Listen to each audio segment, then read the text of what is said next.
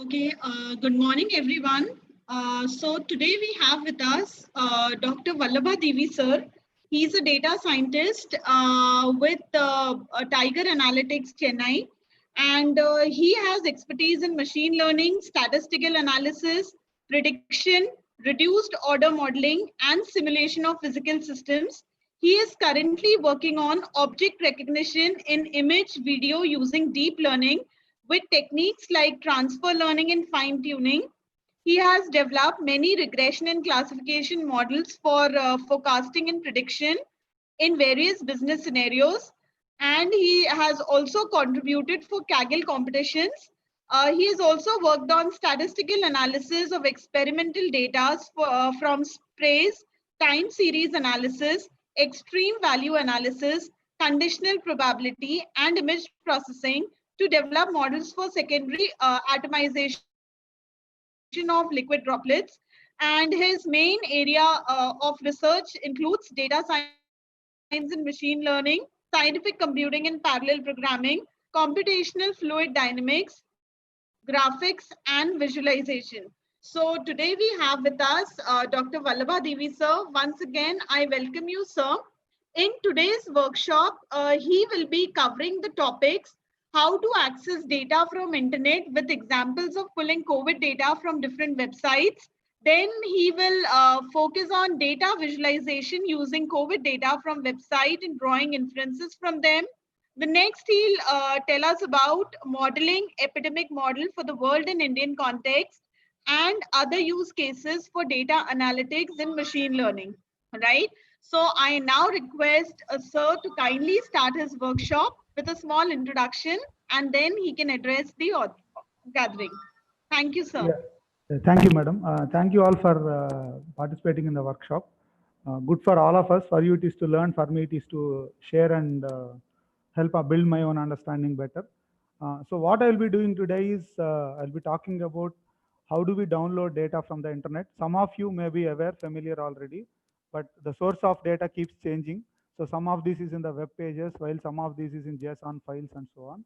So I will briefly talk about how do we pull data from various sources and then bring it into some form from where we can start visualization. That will form the first part of it.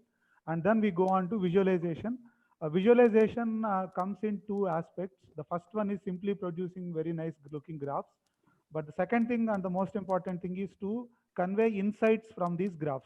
So will we be able to convey a message or a story by looking at the graph? So I will try to focus on the second kind, try to create graphs that convey some message.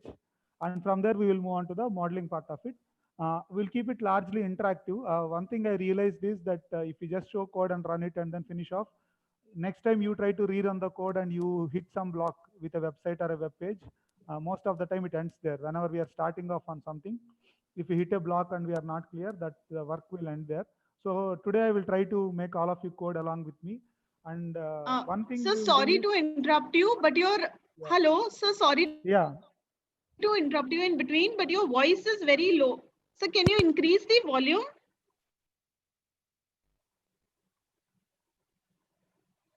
Yes, sir. Can you hear me now, ma'am? I have joined through mobile device. Okay, sir. So now it's perfect. Yeah. Okay. So I have two things: Thank a computer you, and no problem. So I have a computer and a phone. I'm talking through the phone, and I'll operate on the computer. Please feel free to chat or ask any doubts that you have. Let us keep it interactive, and so that you also code along with me. And if you are not able to listen or hear or anything, you please let me know. And I hope all of you are able to see the screen. Yes, sir. Okay. Yeah. So one thing I initially said we will do Kaggle notebooks, but then I realized that Colab is a preferred thing. That's what I learned from discussion with ma'am also. Can all of you open a Colab notebook and get a notebook ready? So first of all, are all of you familiar with Google Colab? You can chat, sir. If anybody has a doubt, yes, you can sir. chat. Yeah. Okay. So if you are familiar with Colab, then I would suggest you open a plain and blank notebook.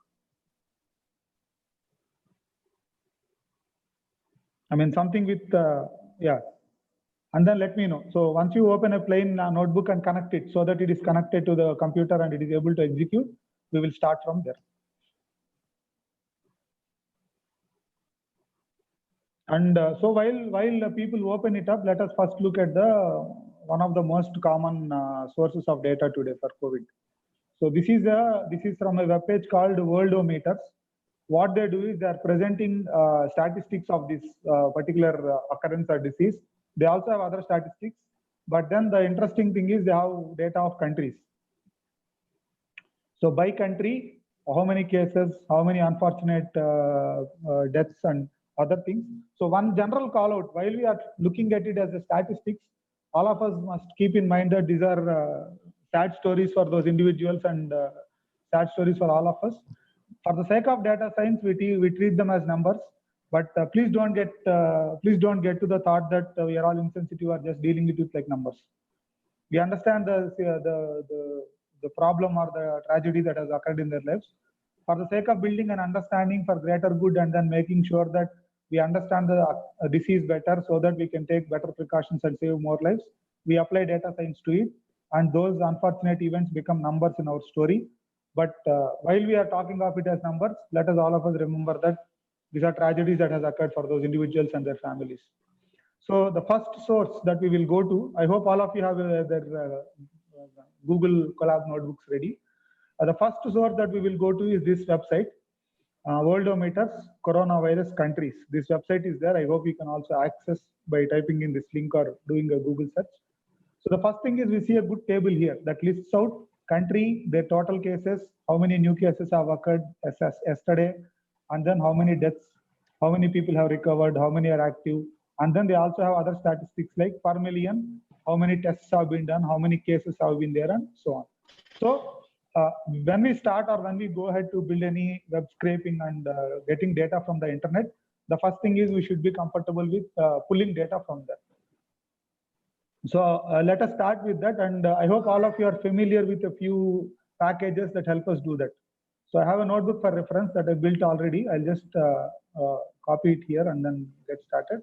So the first thing is there is a package called requests in Python, which will let you access websites and then get data from the websites. So let me know if all of you are able to do this, or if anybody has an issue, please let me know. I would like to take all of you along rather than just talk and go ahead. So I see that there are around 25 participants, manageable for all of us, not a big problem. So if anybody has any problem or any issue opening the website or opening any of these pages and all, please let me know. Okay.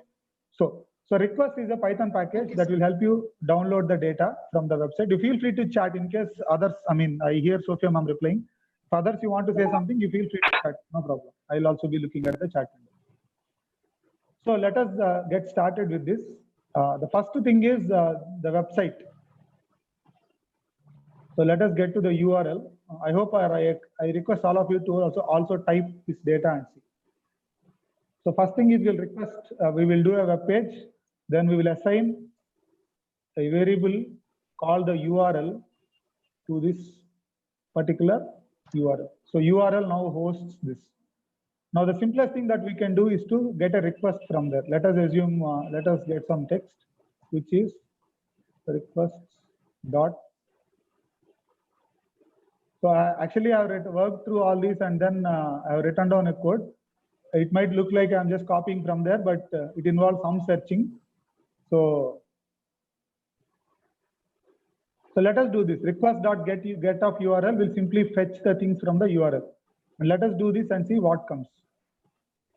So if you run this, text will actually get some data. Text is a variable that will get data from the particular URL. To get the data, what we have done, we have used requests.get. Now, if you look at this, we'll see what comes out. You see that there is some response. It says there is a response and there is a text. Now, how do we get more information from that particular text? We have to convert it into a text format. So when we say get URL and then .text, it will return the text that it sees on the website.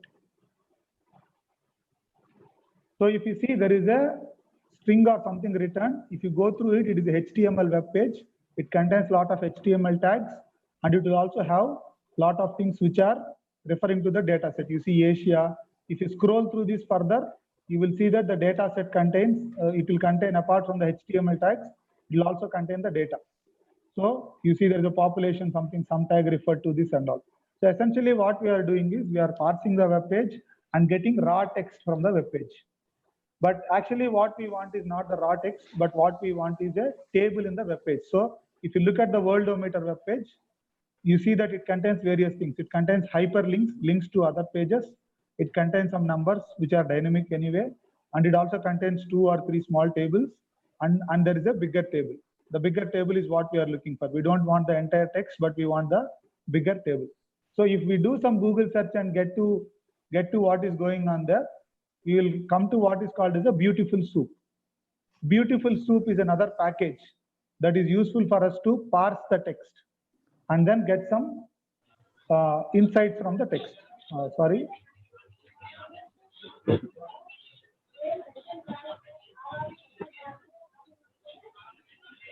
Yeah.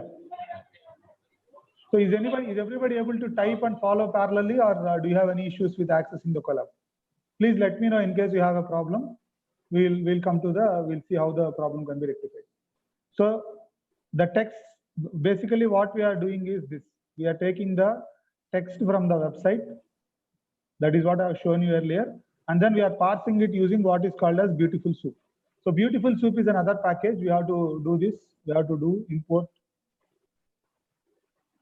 from BS4, import Beautiful Soup. So most of these commands pre-fill for you. You need not really worry, but all that you need to do is to be able to do a Google search. So in case some of you are not familiar with web scraping at all, then what we will do, we'll simply go to the Google and say Python and web scraping. So if you do this, Stack Overflow or Medium or lot of things, there are a lot of resources that will help us. So I'm just doing this to make sure that all of you are able to search with the keywords. So what we are essentially doing here is web scraping, trying to scrape data from the internet. So if you go to a link, usually the first links will be relevant. And then this guy talks of what are all the things that you want to do. And then he will give you some resources, how to do a simple web scraping project. If not this, you can go to another website, but you see the code is here, import requests, and from BS4 import Beautiful Soup. Essentially, I also did a search, may not be now, but I did it yesterday or so, and then I know the code. So what I'm doing, the URL is here, and the text we got from the URL is here. Now to make the text look properly formatted, there is this Beautiful Soup that will format the text. What we need to do is we need to pass the text to the Beautiful Soup and then say, pass it as an LXML. If you look at this, now you see this error. All these are small things that happen when you start with code. So one thing I wanted to let you know is I can run the code and show you without any errors. But my intent of showing these errors is usually to let you know what happens when you start off from scratch. So if you start off from scratch, I wrote this command Beautiful Soup later, which is why it is not at all loaded. So I need to rerun the cell. If I rerun the cell using Shift and Enter, yeah, someone has a doubt?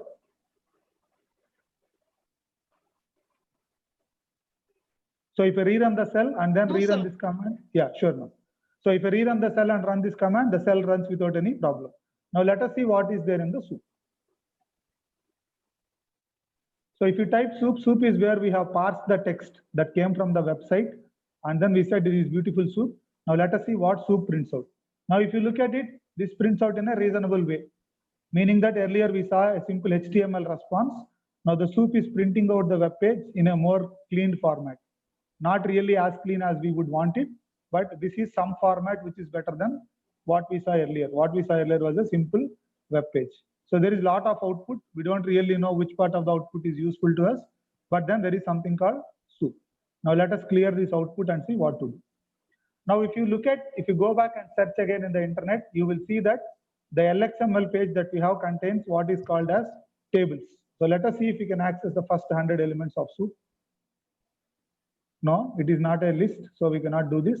But then if you print soup again, you will see that it will have classes and divs. So if you look at the top few entries in soup, yeah, or if you look at the entries in soup, you will see prominently that there is something called div class. So div class is basically HTML tag, which will indicate the kind of text or the entry that is there inside. And for a table, this div class would be equal to table. What we want to do now is to pull out the table from the web page. So for that, what we will do is We'll simply go back and see there is another keyword which says soup find table. So what we have done is soup has table, but then we download the table to the another page saying table is equal to soup dot find, and then in quotes we will say table. So this will find the tables in the web page. If see there is no error, means that something has come to it, and let us see what the table looks like. Now if you look at it, the table still looks like this, but then it is a table. So it still looks as bad as the soup itself. But then what you will see is that more or less, most of these are numbers that you wanted to see. If you go to the headings of the table, you will see what is there in the top part of the table. If you look at the table starting, it has country, total, new, active, serious, total cases, deaths, total, tests per million. So sorry, I'm reading part of it. So you see this, there is a tag which says total recovered. There is a tag which says active cases. And if we go back to our website and see, those are the tags or names that we are looking for. We want to see total recovered, active cases, serious or critical. And then the table seems to have picked them up. So the heading of the table says active cases. The heading of the table says active cases. Just a moment.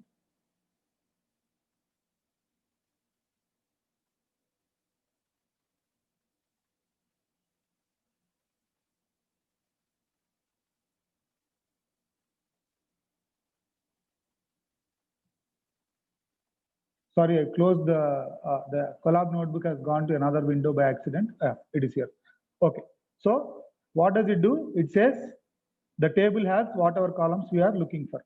We wanted to do serious critical. And if you go to the Worldometers web page, you see that the serious or critical things are there in the web page. So this is what we are trying to look for. Now what do we need to do? All that we need to do is we need to get this table into a CSV. So we saw that the table is now as a HTML object, which is what we see here. We want to convert it. We want to convert this table into a CSV. So let's go to do that. Now once you get this table, there is a small function to write a table to CSV. So in case you are not familiar, we go back to Google again and say Python HTML or soup table to CSV. If you do this, so the major point I want to make is that I'm not inventing any of the code or any of the things. Most of the help is available for us. So there are a lot of people who will help you with questions or who will help you with basic syntax. So if you go to something like Stack Overflow, I hope you are able to see.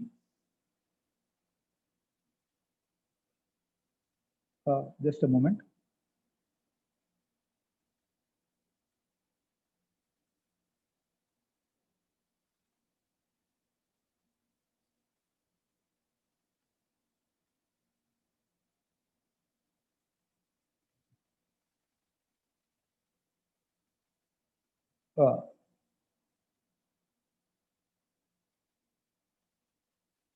Okay, I hope you are able to see the screen. In case you are not familiar, the commands will be available for you. People would say how to do a few things. So somebody wanted to convert a table to CSV. They're asking a question on Stack Overflow, and you will easily find the answer. So what I wanted to let you know is that none of this is really unknown to everybody, or none of this is new, or you need to do a lot of effort to research and get it there. It is available. So there is a small function which says table to CSV. And let us go and get this into the code. So right now we have a table. And now we'll go to the function.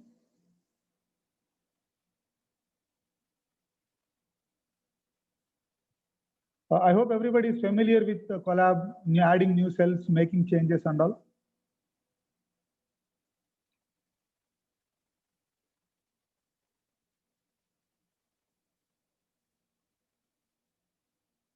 Just a moment, I'll come back.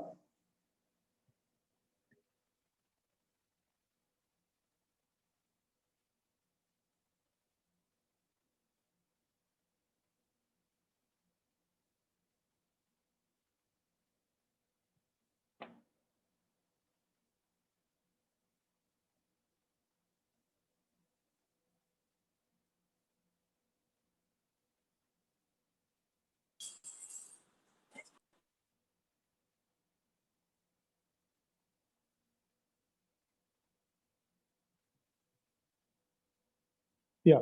So we'll come back to our this thing. So what we have done so far is to return a table. Now the first thing that we can do to make this code general, the first thing that we can do is to convert it into a function. Next time you want to do the same thing, we should not be needing to repeat it. So what I have done is I've written a small function which essentially has the same things that I wrote earlier. You pass a URL to a function called parse table. It will take the website URL and get the text. And from the text, it will use the soup to convert it into a beautiful soup. And from there, it will find a table and it will return a table. So this def parse table function essentially does the same thing. Now, after you do the same thing and you return a table, we need to convert the table into a data frame. So I've written another function to do the same thing. These commands and all are all available for us if you want to go and search. So if you go and search how to convert a website table to or HTML table to a pandas data frame, you will be able to find this. So there are distinguishing things in HTML tags. So TR indicates table rows and TD indicates table columns. So by finding that, we are converting the table into a data frame and then returning the data frame. So there are two functions now. One is a parse table function which will return the table, and there is a table to CSV function which will return a table which will return a pandas data frame after we use this function. So let us go back to our original data and then try to do this. So just for the sake of completeness, let me go down and then we will call the function.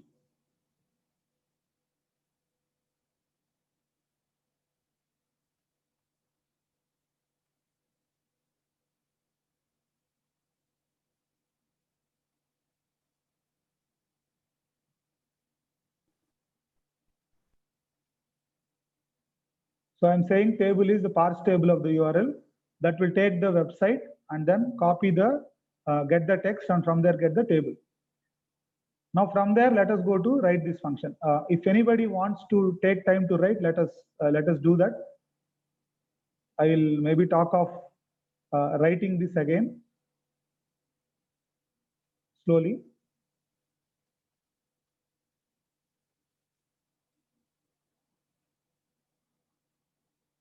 Sorry, there is some copy issues.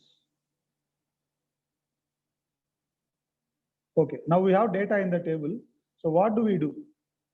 We want rows in a data frame. So we initialize an empty list.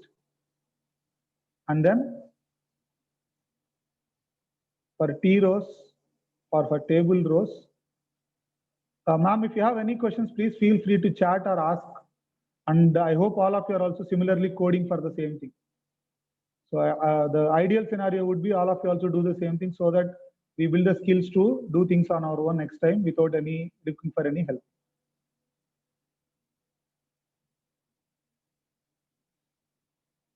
Is that fine with the participants? I hope all of you are typing and trying to do the same things on your notebooks.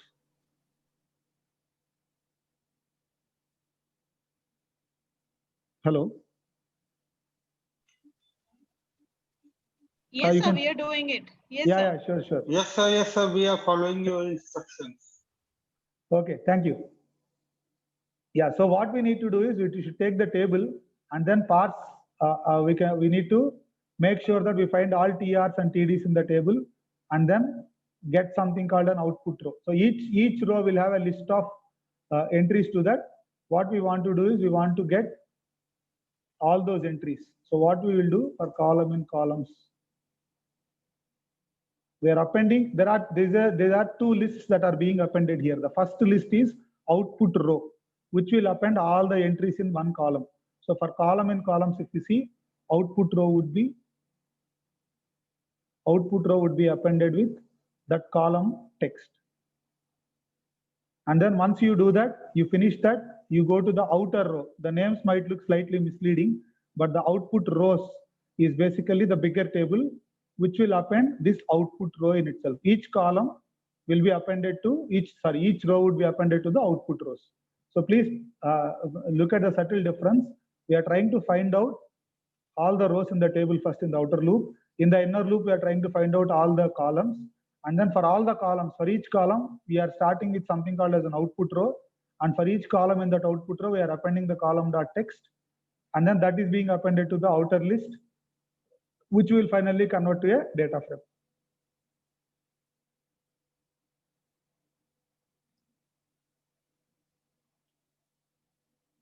So these are the names and all are your choice. You can have any name that you want to. If you had called it table inside, I would call it table here also. So PD is not defined. Now you see that there is an error. The PD is basically pandas, which I did not call when I started the code. So we'll go back and then just import pandas also. Import pandas as PD. So once we import pandas as PD, we are starting with the table. And then we are trying to do the output rows. We are trying to convert it into a data frame. So the cell runs without any error, which means that the data frame has come. So let us just inspect the head of the data frame.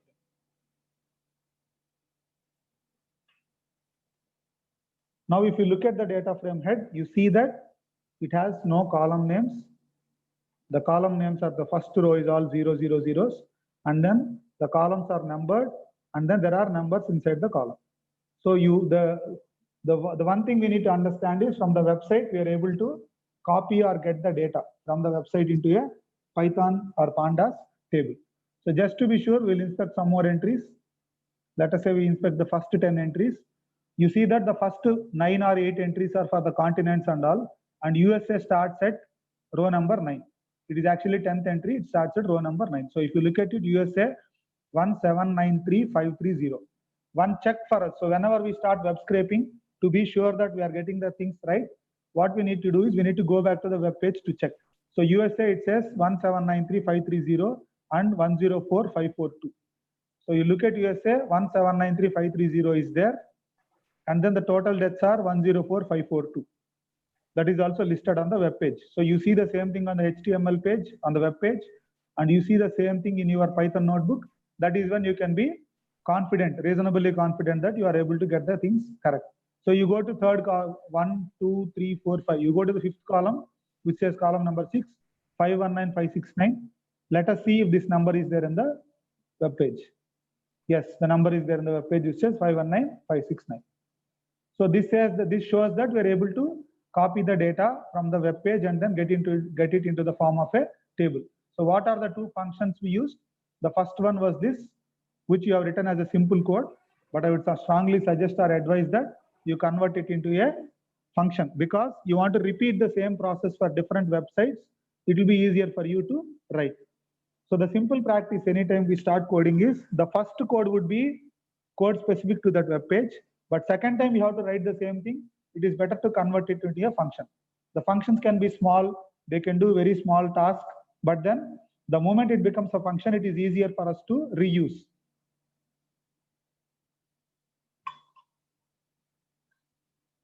So we have two functions now. The first one is a parse table function, which will take the table, which will take the web page URL and return a table. And the second one is a function which converts the table to a CSV file and returns a pandas data frame. So these two functions are what we have written now. So if you want, if any one of you are not able to find the code, I'll pause here and then you can write these functions and then get the data frame on your Colab notebooks.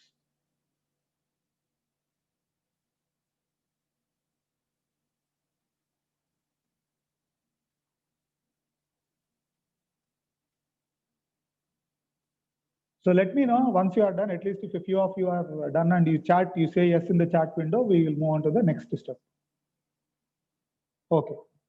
So is everybody then able to copy meaning download the data from the particular URL, get to a web page, get the table, and from the table come to a data frame. So if you are able to do that, then we will simply go to this. We will simply reuse the function, which is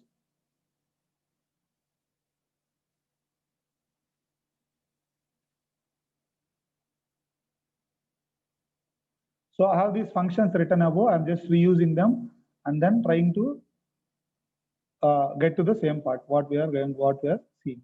So let us do the same thing here. df dot head. You see the same numbers. I've used the two functions that I have written earlier. The first one is parse table function, and the second one is a table to CSV function. So using these two, we are able to copy. We have the web data here. Now, one thing that we all need to be aware of when we try to parse data from the internet is the data is never clean. It will never come in the format that you would want. So in this case, we see that the data does not have any column names.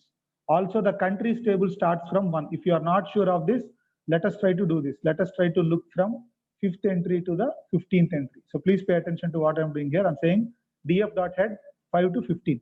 So I will start from the 5th observation and go on till the 15th observation. It says that is a syntax problem.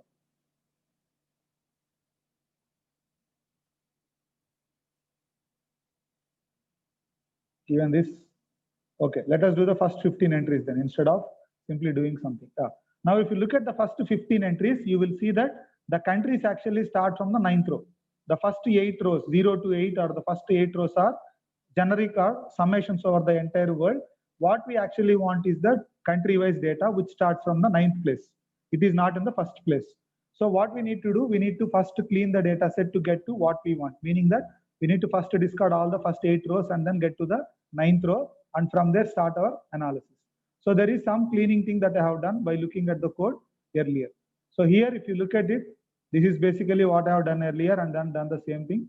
I'm just copying selections from there to make sure that it is easy.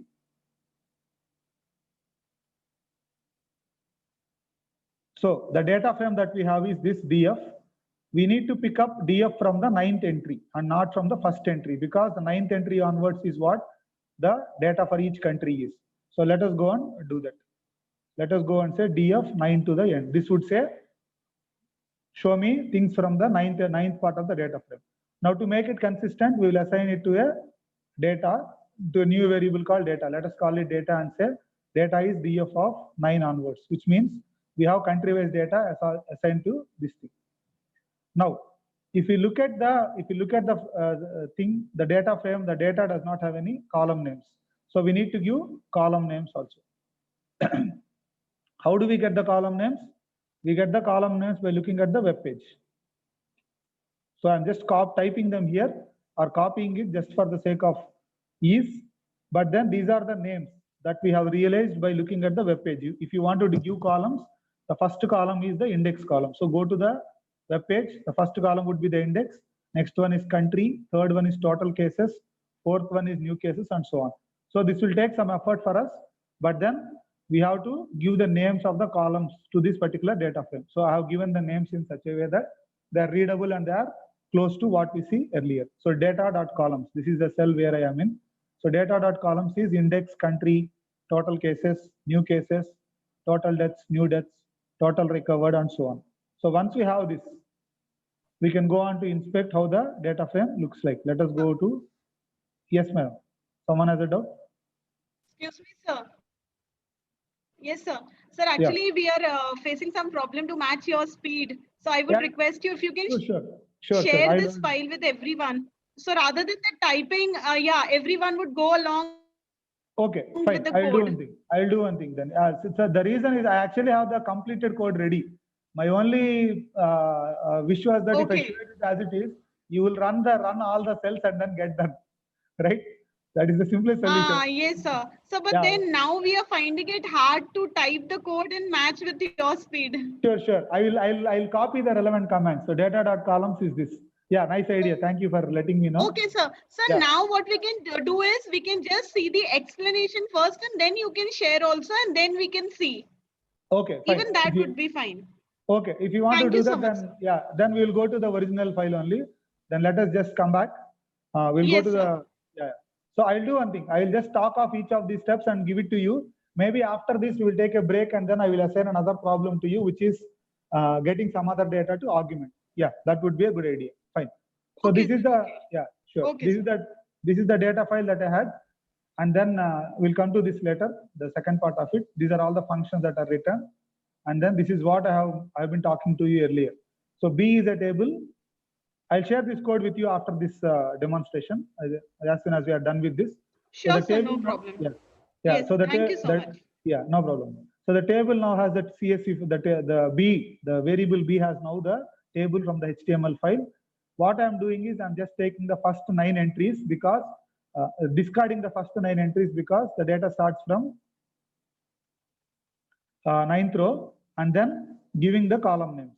So I'll skip or stop these two cells for now. Let me run this. If you do this, you see, you start from the 9th entry of the table and then look at the columns and then see what comes out.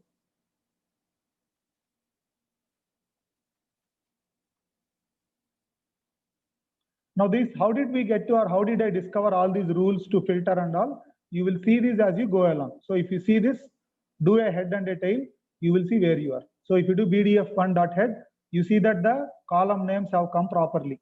Head has index, country, total cases, everything looks fine. And then you have all the entries that are populated. Now it is also instructed to look at the tail because there might be unwanted entries at the tail, which might simply be present because of our data cleaning approach. So let us see if we can also look at other things that may be present. So let me do a tail. If you do a tail, now you see that there is a problem. The index column is empty. There is a country, but it says total. So this total is summations. Because this is a web page, the table will have multiple summations to operate upon, meaning that we can apply multiple filters here, and each filter will simply refresh the table. If you look at it, the moment I say Europe, it became Russia. If I do Asia, the first country would become India. So these tables, the HTML tables are dynamic. So within the same structure, they would make sure that they can represent multiple things, because of which we get all unwanted or unnecessary information at the end. So the tail has something called total. So what should we do now? What we should do now is we should filter out for the countries where the column name says total. So that is what I'm doing here by saying BDF1 is equal to BDF1 of BDF1 where country is not equal to total. I'm filtering out all the total columns. And then once we filter out the total columns, we go back to inspect the head, but it is more instructive to inspect the tail because they were actually at the tail. So if you look at it now, the tail or the last few entries are also countries now. So we have got a relatively clean data set. What we have in BDF1 is basically a data set that contains the data that we have seen in this web page for all the countries. So hope it is clear so far for all of you. And then what I will do is I will talk of a few steps and then go on to the next part. I will share the code as soon as we're done there. So going down, let us see what column names are there and then what we can do. So if you look at C1, we assign the column names to something called C1, and if you print C1, you see that index is also a column. And then we want to throw away the index. The index is a number. We also have an outer index earlier. So we need not really keep the index with us. So what will we do? What we will do is we'll simply throw away the index and then print the new column names. So the new column names will not have the index. They start with the country. The index is outside. And we will subset the data frame to only take from the country and then see what we have now.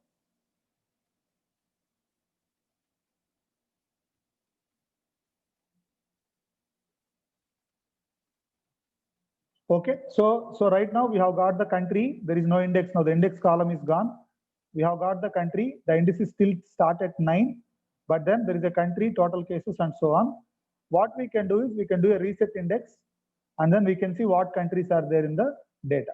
So before we do reset index, we will come back to some other steps, and then we will see. So let us see what are all the countries that are present in the data set. You see that there are countries from USA, Brazil, Russia, Spain, UK, Italy. All these are sorted in the descending order of their cases. The countries with the most cases are at the top, which is why you see the bigger countries at the top and then smaller countries at the bottom. And then, so we have come till here. Now the first thing that we need to do is to save this data frame. So this is all fine. I am able to see it in a Colab notebook, but to be able to do anything else later, I need to be able to save the data frame. So how do we save the data frame? To save the data frame, we need to go back and then do something like this. I hope some of you or all of you are familiar with this code. We need to mount our Google Drives onto the Colab notebook. So for that we do from google.colab import drive and then drive.mount content/G drive. So we do this, we will be able to mount our Google Drive into the notebook. Google Drive is your own personal Google Drive from which you have started your Colab notebook. If you do that, it will ask you for an authorization code. You are familiar with this? you need to go and click on this on the URL and say, I'm connecting my Google Gmail account to the Google Drive. It will ask you which account. You can click on your own account, that will show up. And once you do this, you say allow at the bottom. And once you say allow, it will show you a code. You just need to copy this code, go back and paste it here in the authorization code window. If you do this, what happens is the code will mount your Google Drive. So if you do a simple ls, you will be able to see what is there in the Google Drive. Let us see if #ls works. So ls is a simple command to do what data is there and all. So we have mounted the Google Drive. Now let us go and then try to save this file to the Google Drive. How do we save the file to the Google Drive? Let us come back and see. So I've come to the last thing, and then it says I'm saving this file, world population, not sorry, this is the second file, I'm sorry. Yeah, the worldwide cases, I'm saving this to a CSV. If you say the BDF that you saw earlier, you saved it to a CSV file, but then the CSV file doesn't simply show up in your Google Drive.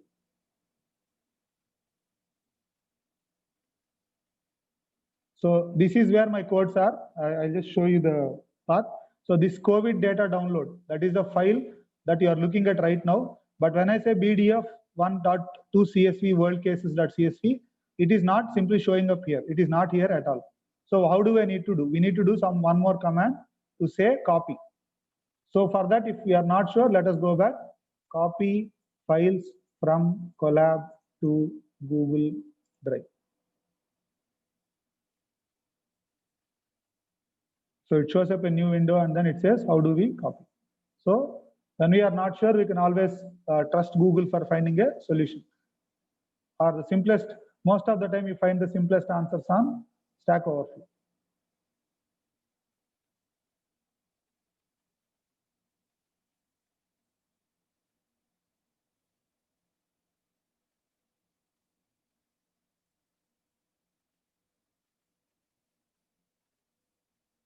So this is just to let you know or make sure that you are also aware of other options available to you. So you see, once you mount the Google Drive, you can go and simply say copy your file to the new folder. So I'll get to the command. Let us see if there is any other help below. Nothing. Okay. Now, what do we do?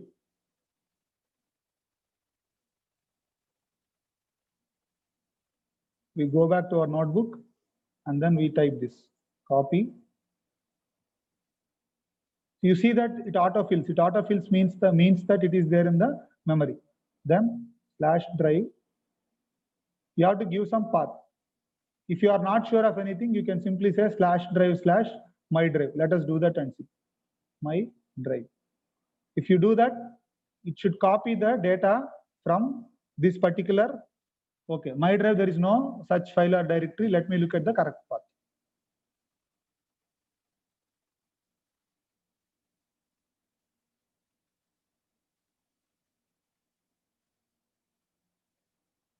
Just a moment, I will pull up the correct path or the command to get the path properly.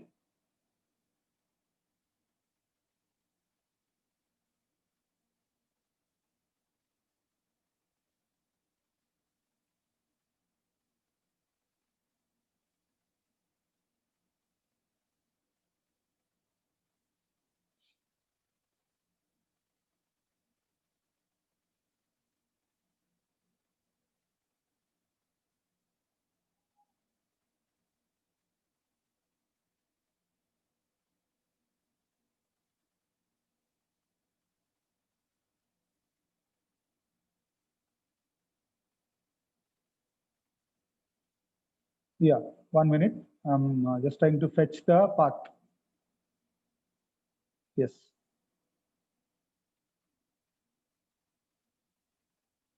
So the only thing we seems to have missed is a word called content.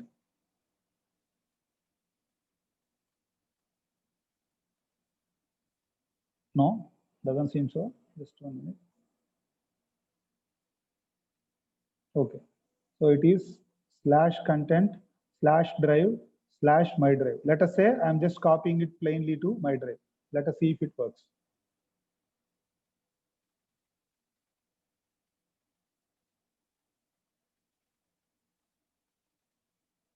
Very sorry, something is happening. Okay, it can't copy to my drive.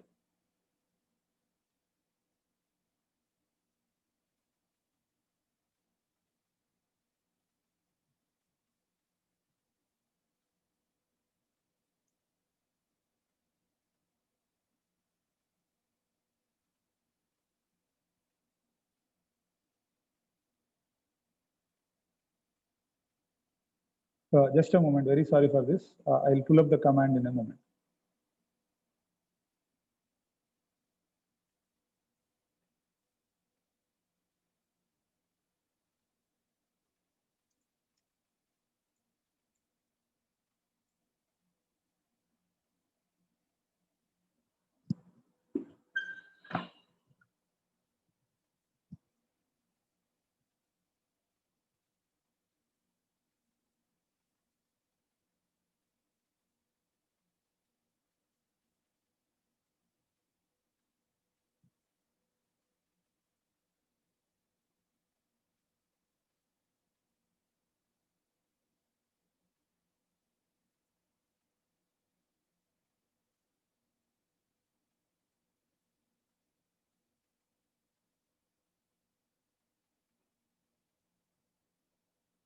So if you are doing for the first time, it would involve some Google search, some searching here and there and all. But if you have the advantage of having your old code, you can always go back to the old code and then look at it. So this is some old code I wrote somewhere where there is a copy to the data frame. I'm trying to just look at that. How do I copy it back to the web page?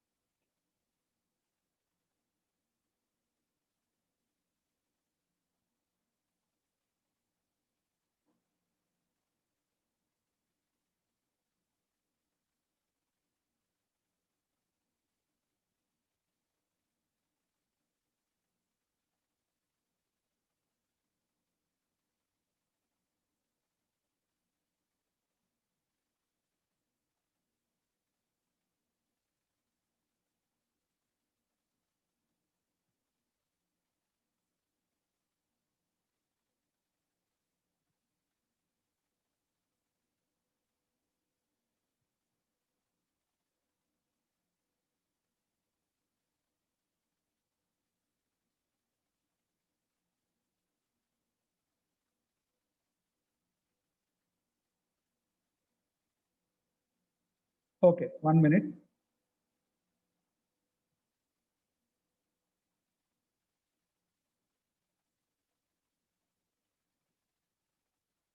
So the last part that is pending for us is to copy. That is where I'm right now currently trying to get to a solution. If you have any, if you are already familiar with the command, you can let me know.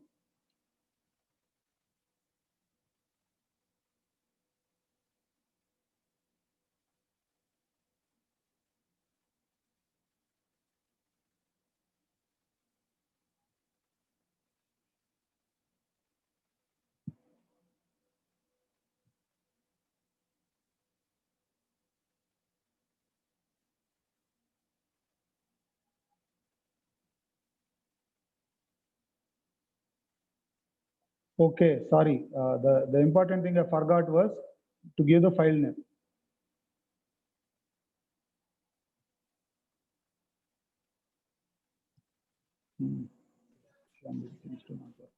I'll do one thing in the meantime. I'll just share this file with you so that you can get to downloading and all. I will add the small, this particular command. I'll add it to you in 5 minutes. Is that fine, madam?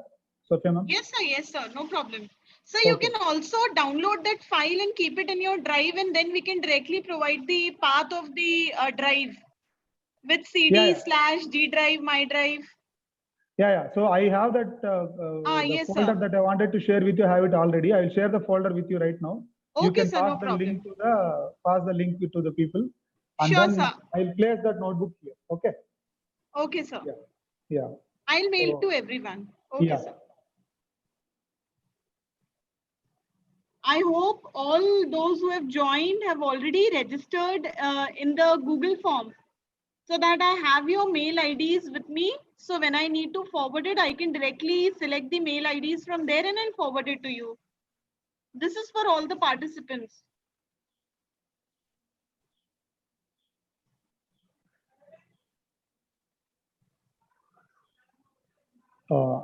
Yes, ma'am. I have shared the folder. I'll place this file there. So once Yeah. again, instead of sharing, sir, instead of sharing, if you can download and share, because everyone would be changing the content, then even Okay. your file would be disturbed. Yeah, sure.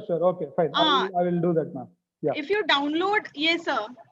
Okay. Yes, So- otherwise everyone would be collaborating and making changes to the original file. Yeah, okay. So maybe we'll take a break for a few minutes. I will download this and then share it to you right away. And then I have one more before we go to the visualization part. I have one small assignment kind of thing. Let me come back.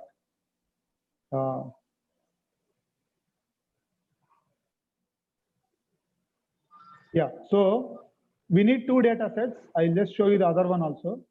We need two data sets to work on. I hope you can see my screen. The first one is this table that from which we will start our visualization. And the second one is basically countries data, because what we need is not only the case numbers, but then how the countries are, how their population density and how their things are. So we need one more data set from the country's population. I will show you that page. I'll add the code for that is also there in this page, but what I would recommend you before the break is, please download this table, the table that you see here, which is country or dependency, population, yearly change, net change. Can you see the screen? Yes, sir. Yeah, so I would suggest that you download this table also from the web page. So the code for doing this, I will share right now with ma'am, and then you download it and keep it ready with you. And then we will get to the visualization part after a short break. Okay, so this is the link. I'll paste this link in the chat window and then share the code with you in a minute. Would that work, ma'am? Yes, sir. Perfect. Yeah, sure. I will send the code to you right away, ma'am. I'll email the code to you right away. Okay, sir. Yeah, sure. So can we break for some time? 10 minutes? Yes, sir. We can take a break Yeah. for, sir, for how much time? We can meet back at 11 o'clock, ma'am. That is okay. It is 10:50. Oh, it is only 3 minutes now. So the only thing is I wanted them to download. I showed you how Okay, to sir. download 1v1 exercise. So I wanted them to download the other table and keep it ready. So once we have these two tables, we can start from there. We can take 10 minutes, 15 minutes, ma'am, if you're okay with that. Okay, sir. Yeah, I'll send the code to you, and by 11:15 we can regroup after you downloaded that other link that I sent you. So after that, we will have two tables. Okay. Perfect, sir. Yeah, thank you, ma'am. I'll write this email the code right away. I request participants not to leave the session. I'm sending you the code. Meantime, we have to work for the next 15 minutes, right? Yes, ma'am. Yes, ma'am.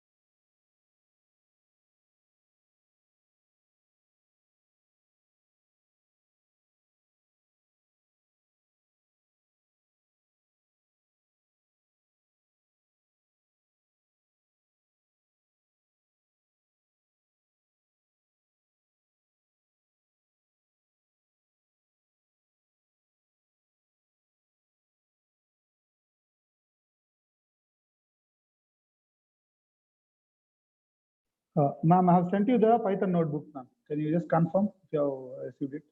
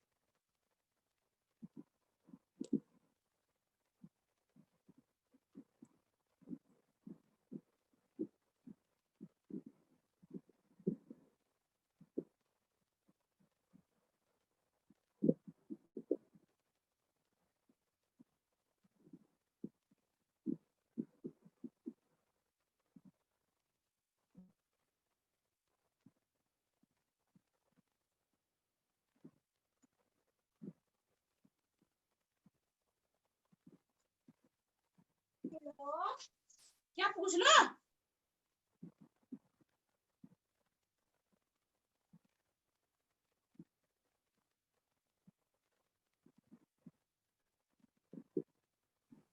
Just a small update. So the error that I was facing was because of the path.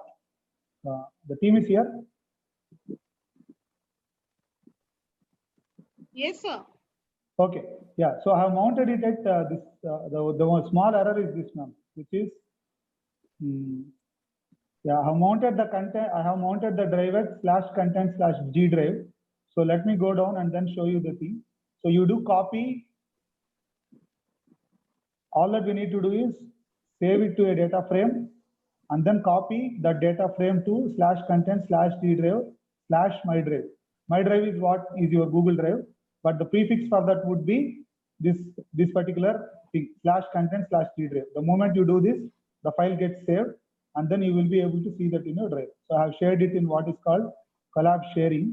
So if I go to collab sharing, I should be able to see the file.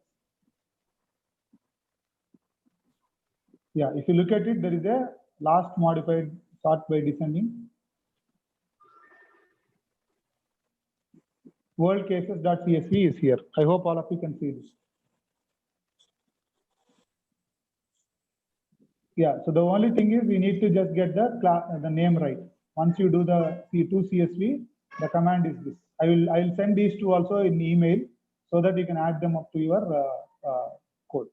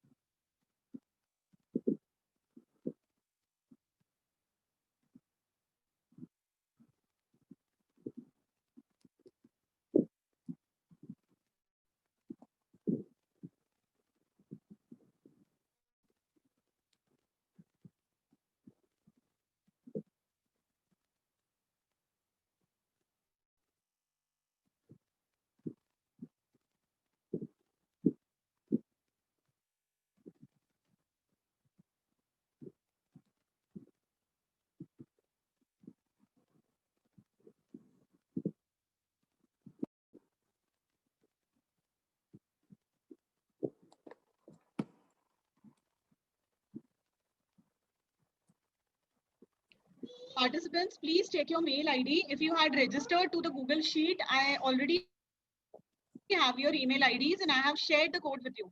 Please check, download the code and upload it on your Colab notebooks.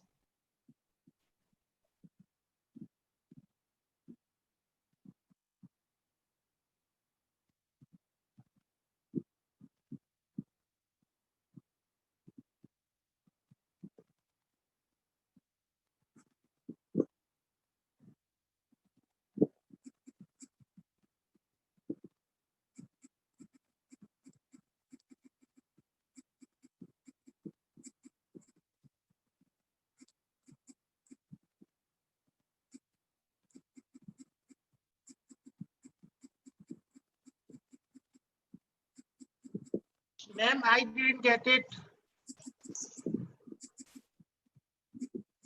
Hello. Sophia ma'am, Yes, sir. Yes, sir. I didn't received. Okay, sir, I'll send you once again. Just a second. Okay.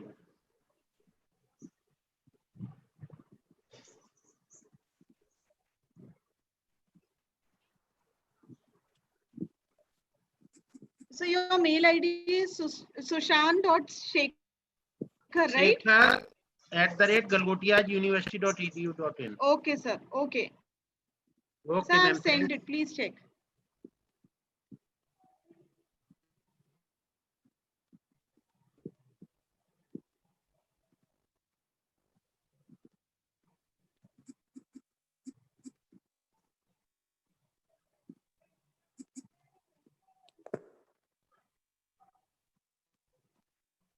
Anupama man, I have sent it to you also. Okay, ma'am. Please download the code and upload it on your Colab notebooks.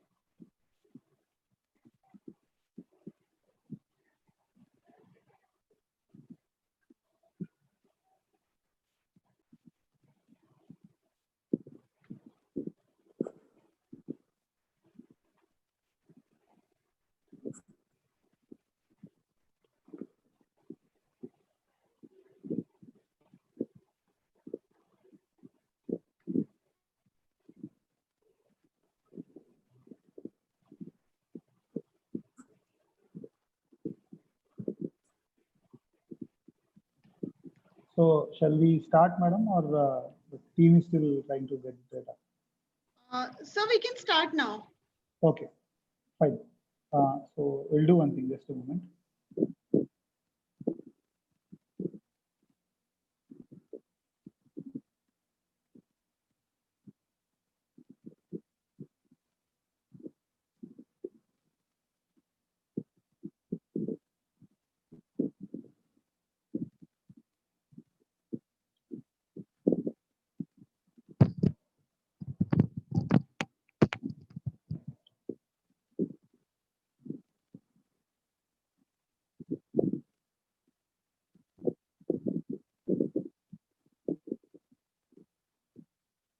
Yeah, I hope all of you are able to see the screen again.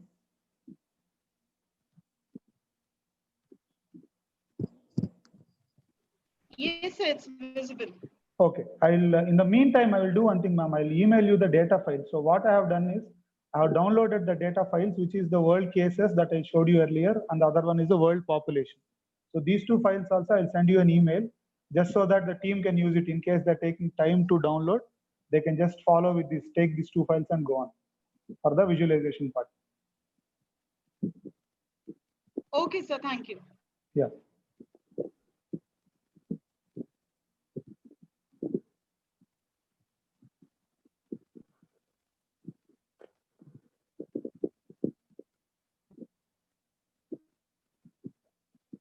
Yeah, done. So it has come. The reason I'm sending it is so that you can get to the visualization without really being bogged down by getting to download and all. So usually when we start off, all of us start with some issues. It will take some time. For some it take 5 minutes. For some it may take some more time. So let us go to the next part of it. So this part of it, it starts with two data files. I hope all of you can see the screen, and I have shared the data files with ma'am. She will forward it to you to your Gmail IDs. And we will use those data files to the modeling. So few things that you see as new here are NumPy I'm importing as NumPy. Then there is a visualization package called Seaborn, which I'm importing as SNS. And there is another visualization package called Matplotlib, which I'm importing as PLT. So you may be familiar with all of this. There is no really need to talk about these things. I've already downloaded, I've imported those packages, connected my Google Drive file, connected my Google Drive to my Colab notebook, and read the file from my Colab notebook. If you look at it, the file that I'm reading here is actually in my Google Drive. In the place where all these codes are, the world cases file is there. So I'm not doing anything offline. This is just to let you know, we always can run things on our local machine, but in case you want to run it online or you want to connect Google Drive to your Colab notebook directly and then engage, you can do something like this. So here you have to just give the first part, content/G drive, is this thing. Whatever name you give here, the same name will be in the first part, which is /content/G drive. After this, my drive is your Google Drive. From there, you can give all the folders that you have given. I have put it, I have multiple folders, which is where you see my drive, data work, consulting, and then Galgosha's workshop, and then you see the data file. So this is the path. So this part of it is the local path or the path in the Google Drive. And this part of it, the first part of it is what you have specified here, /content/G drive. So you're able to do that. I'm downloading the data from there, and I'll run the code to just show you that I'm able to download the data and have it ready here. So if you see the head of data, you see that the countries have come, cases, new cases, total deaths, new deaths, all these things are there in the data, and the continent to which this country belongs to also. You also see that there is an unnecessary column called unnamed. It is because we have saved the data like that, it has come up. We can always find ways to remove this. I will go to that also. So if you look at it, there is an unnamed column. So the best way to remove it is this. You assign something called calls to the column names of this data frame.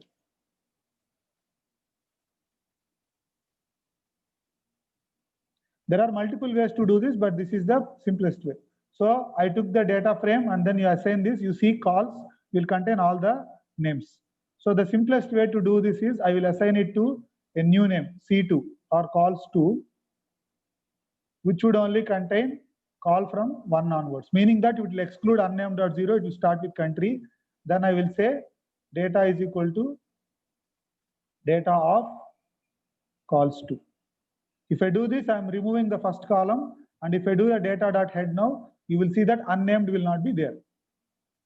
Okay, the name, I got it wrong. It is called2. Okay. Yeah, if you do this, you see that unnamed is gone and the data.head now says the first index is the country. So this is the way you clean data or you remove unwanted columns. You can do it in multiple ways. Some people do drop, some people do reindex, all such kinds of things. To me, the simplest way is this. I drop that column and then subset the data frame to the columns that you want. Now, if you do this, you get the data frame that contains the country and their cases. So let us go to the visualization part. So, ma'am, you want this to be shared right away, or shall I share it after this particular session? Sophia ma'am. Sir, after the session, you can share, no problem. Okay, fine. Yeah. So just maybe if you already have the data and you're trying to follow and you want to code along, you can just let me know. I will go slightly slow. And then what do we see here? We are looking at, I'm using the CBOND bar plot to say SNS bar plot and look at the data. So I'm assigning it to something called axis just to show that I can set the labels properly. So this is the top 20 cases, top 20 countries by the number of cases. You see USA has the highest number of cases.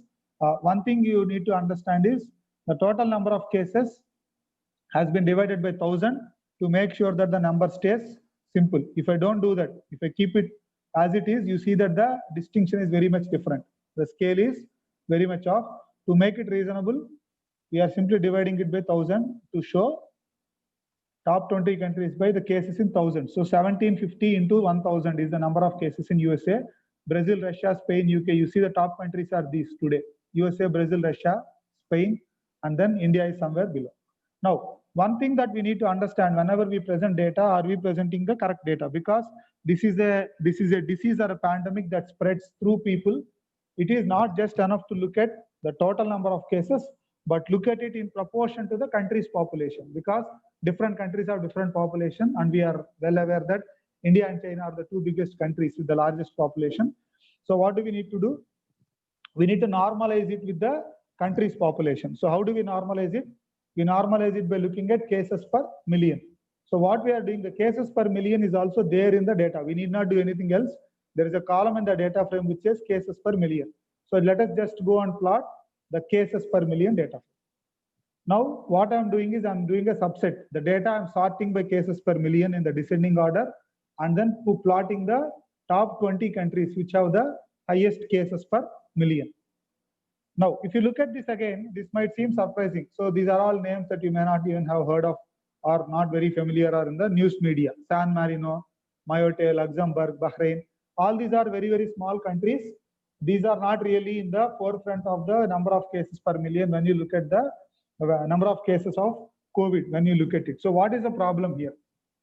The problem here is that these countries actually have very, very small population, meaning that the population of these countries in the order of a few thousands or so. So any one or two cases will seem to be disproportionately higher. So just to do that, let us look at the population of these countries. Let us see if we have that here. Yeah, the population is there in the column. So for these top 20 countries, let us look at the population.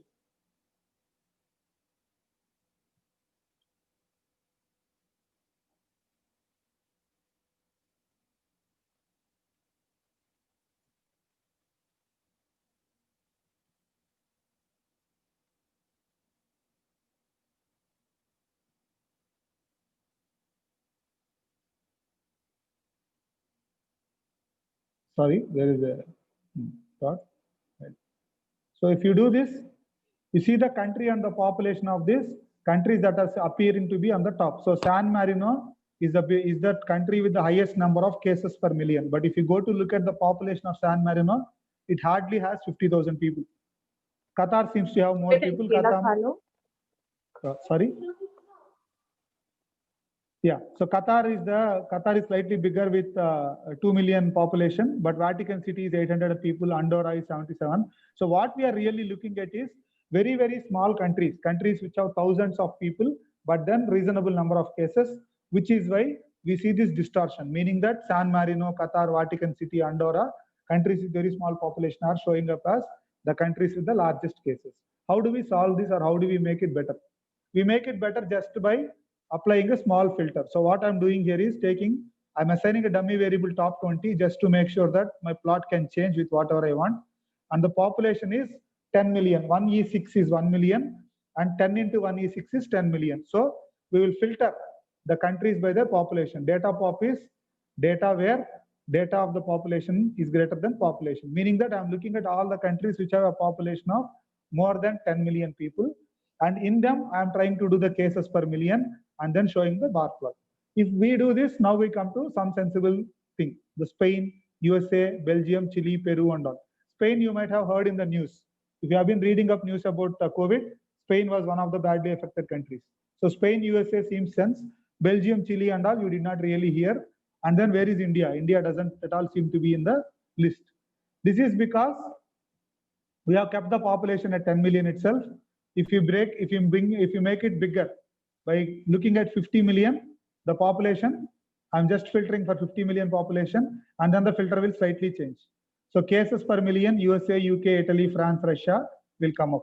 If you make it even bigger, because most countries have more than 100 million population, if you make it bigger, that is when you see countries like India, Japan, Pakistan, Bangladesh, Mexico, Brazil, UK, and Russia. So these are the countries which are populous. They have more than 100 million people, and they also have higher number of cases per million. 1 million people, more cases. So USA seems to be the badly affected country, followed by Russia and Brazil, Mexico, Pakistan, Bangladesh, and India.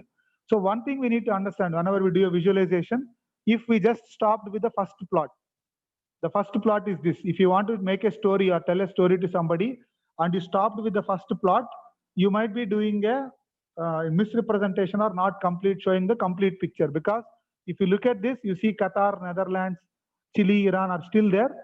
The top cases are there, but then these cases are supposed to be with respect to the number of people that are present in that particular country. So we solve that problem by going to cases per million, but then we hit the other outliers, meaning very small population. Some cases, they start showing up as very significant countries. There is some significant problem in these countries is what you will think.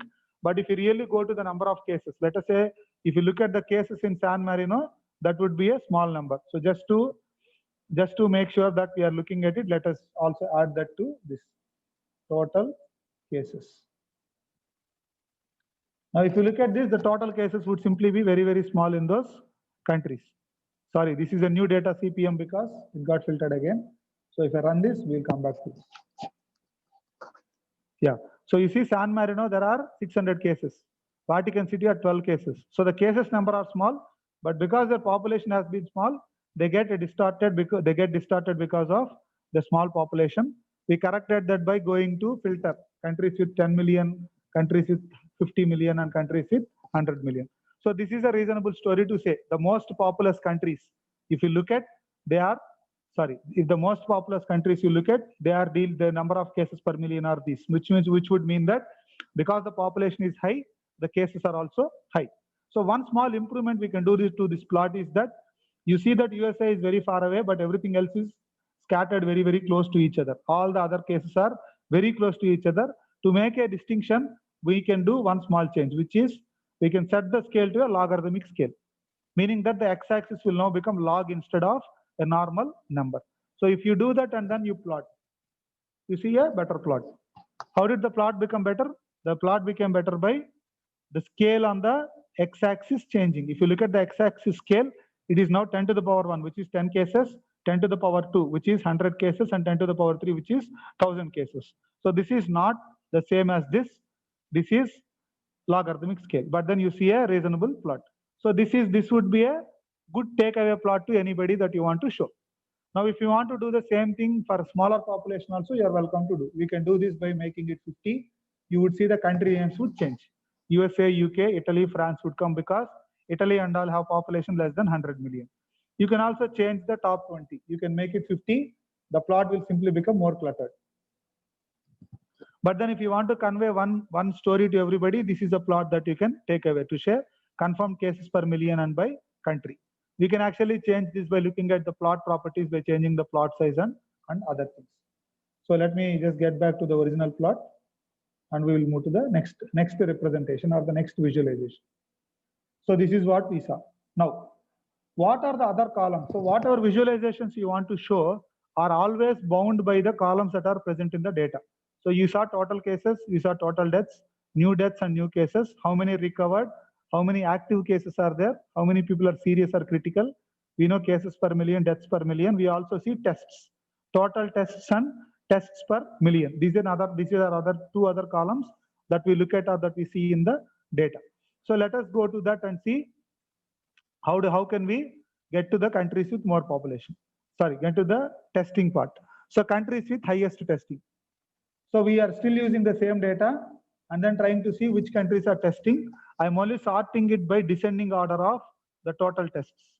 So the first column is, first command says sort the test data by descending order of the total tests and then show me the top 20 countries. Again, one thing to note is the x-axis scale is on the logarithmic sense, and you see that USA, Russia, UK, Germany, Italy, India, these are all the countries which are doing the highest tests. So USA seem to be testing more because there are more cases. Russia also seem to be testing more, and so on. This is a simple inference that we can draw. More cases, more tests.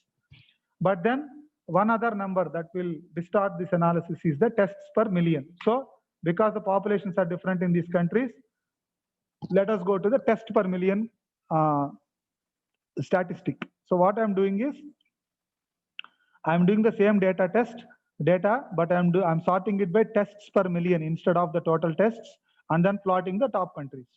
Again, here also we are bound by the same distortion. Gibraltar, Faroe Islands, Bahrain, Iceland, these are all countries with very, very small population. So if you just show this plot, this is again a distortion of the data. So what we will do, we'll go to countries with at least 10 million. How are things happening in countries with at least 10 million? Portugal, Spain, Belgium, Russia are there, which are doing the highest tests. USA seem to be somewhere below. Then how is it with countries with 50 million population and countries with 100 million population?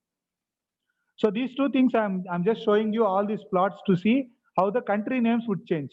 So if you look at countries that are more populous, countries that have at least 100 million people, and then look at their tests per million, you see that Russia is doing better than America. As far as the data that is available, Russia is doing more tests per million compared to USA, because USA, and why, and what is the difference? Because Russia seems to have lesser cases. If you look at cases per million, the cases per million at Russia are nearly half of the cases per million in the USA. And the total cases in Russia are also smaller. If you look at the total total cases plot going to the top, you see that Russia has very, very small number of cases compared to USA. USA has 1750 into 1000 cases, whereas Russia only has around 400 into 1 million cases, which means that they are more proactively testing. Even though they have smaller cases, they are testing more proactively. And then coming to the other countries, we see that Brazil, Philippines, India, Pakistan, all these are doing very good on the testing front. Even though they are populous countries, they are also doing a reasonably good job, even though their orders of magnitude are slightly off. Then the third thing that we need to look at is how many tests are they doing to get one confirmation. Why is this statistic important? Am I making up these statistics, or are they really important, or do they have some significance? This statistic will have some significance, because if you do 100 tests and you find one person, which means that either you are very safe, your country is doing very well, or you are testing in the wrong place. You go to a place where the prevalence of the disease is not so high, you do 100 tests or you do 1000 tests, you are highly likely to find very, very few people. But then if you go to a place which is a hotspot where a lot of people are affected by the particular disease, and you test, every test may yield a positive. So both these things are not good. Doing too many tests to find one positive case is also not good. Similarly, doing too few tests or every test revealing a positive case is also not good. So tests per case is an indication of the country's testing strategy. How is the country testing? It should neither be too high, nor it should be too low. If you look at this, these are the countries that are doing tests per total cases. How did we get to this? We got to this by simply dividing the total tests by the total cases. So you take the total number of tests done and you see the total number of cases, the ratio will reveal how many tests are done to get one positive case. So you do this and you go down and you see that Vietnam and Venezuela, Uganda, they are doing too many tests to get one positive case. And then if you look at Greece, Malaysia, they seem to be doing too few tests, 1 or 2 tests. And Greece, it might be like you do 2 tests, you find one guy to be affected. South Korea is somewhere near 7 or 8. Now again, the population filter will affect us. So just to make sure, we will filter for the most populous countries which have a population of more than 100 million. This is to make sure that the scale is there in the data for us to understand. So given that the population of the country is at least 100 million, how many tests are they doing per case, positive case? Let us look at it. If you do look at it, you see Ethiopia, it has 100 million or more population, so it is populous, not a small country, but it seems to be doing 100 tests for each positive case, which means that the country is proactively testing and then they are really finding few cases. You look at Russia, the number falls to something around 20 or 30. India also number is around 12 or 13. So these are what you see on the x-axis is first is 10, 11, 12, 13 and so on. So these numbers are all around 15. Russia, India, Philippines are all around 15. USA is around 10 tests per positive case. You look at Brazil. Brazil is actually one of the badly affected countries by the pandemic. They are doing one test and then they are finding out a positive case, which means that every test is revealing a positive patient. This is not a good sign, which means that the disease is very, very much prevalent even before we are going to test and then control. So this is another metric or another, what do you call, other factor dimension that will tell you how the data is spread out. Then the other thing that we can look at is the deaths due to the disease. Unfortunately, these are the deaths per million that has occurred in all the countries. I'm only plotting countries which have at least a population of 150 million. If you make it 100 million, you see a other list of countries. So you see in countries that have more than 100 million population, we see that USA has the highest fatality rate, followed by Brazil and Mexico and Russia. So USA, deaths per million, in 1 million people, USA more than 100 people are affected. 300 people or so have unfortunately passed away. Brazil, the number is around 100. Mexico, Russia, Egypt, all these are other badly affected countries. India, it seems to be less than 10. It is around 8 or so per million. In 1 million people, the number of deaths in India seems to be around 8 or 10. So these are all the number of deaths that have occurred due to the disease. Then there are two other metrics that we need to understand before we go further. So these are all that let us just go back to the table and see. These are the column names that we see in the table. Faith. What other inferences or what other conclusions can I draw from this table before I go and do something else? So to look at that, let us come back to this metrics that we talked of. Okay. So the definitions are here. These are two medical definitions. One is a case fatality rate and the other is a infection fatality rate. So what is case fatality rate? Case fatality rate is number of deaths that have occurred in 100 confirmed cases. So there is a difference between these two metrics. One is if 100 cases are confirmed, how many people are unfortunately passing away? And infection fatality rate is if 100 people are resolved, meaning that 100 people have been affected by the disease and then they went to a resolution. By resolution, we mean either they are recovered and then they come back home safely, or unfortunately they die. So in 100 cases that are solved, what is the infection fatality rate? These two will tell us two different things for the government. So if I see 100 cases today, how many deaths am I expecting? That is the case fatality rate. If 100 cases have recovered, in them how many people have actually unfortunately succumbed due to the disease? That is the second metric. So let us evaluate those two metrics. I'm writing a small function or a small command to say data of CFR is total deaths by total cases and data of IFR is total deaths plus total recovered. This is death and recovery are the two metrics, two things that will tell that the case has been resolved. Either the person unfortunately passed away or either the person has recovered and has come back home safely. So we will look at these two metrics and see how things fare. So if you look at these two metrics, if you look at the CFR population and see how it is. So case fatality rate, if you see 100 cases, the countries with the highest fatality seem to be Yemen, Belgium, France, Italy, and UK. This is about countries which have at least 10 million population. In countries that have at least 10 million, Yemen seem to be the one doing very badly. If there are 100 cases in Yemen, 25 people have unfortunately passed away because of the disease. Similarly, you see Belgium and France and Italy and UK. Now, if you take the story to slightly bigger countries that have greater than 50 million people, how are the things looking like? These things are, you see this, the surprising thing is that France, Italy, UK are the top leading countries. So if you have been reading about history or whatever, generally about the news, we all understand that European countries are actually very well to do, with their healthcare facilities in the comparable to the best in the world are supposed to be the best in the world. Europe is supposed to have best healthcare even compared to the USA. But then we see that for every 100 cases that are diagnosed, lot of people there seem to be dying. Either their healthcare is bad or there is something else that has happened. What is that something that has happened? We will try to understand. That we will try to understand from the data. Then let us come to even more populous countries. If you go to even more populous countries, you see that Mexico has the highest case fatality rate.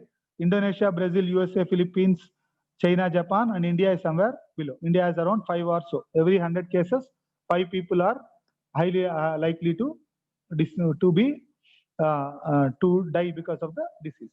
Now let us go to the next metric, which is the infection fatality rate. So what is infection fatality rate? If 100 cases reach a conclusion, either by recovery or because of unfortunate death, what fraction of that 100 recoveries are death? So which is, if 100 people are affected by the disease and take some time, it takes some time for them to recover. So after the recovery period, how many of them recover safely and are able to come back home?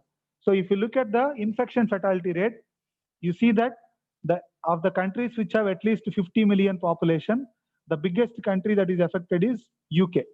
UK, the number is 100, which means that 100 cases are infected, almost all the 100 are likely to die.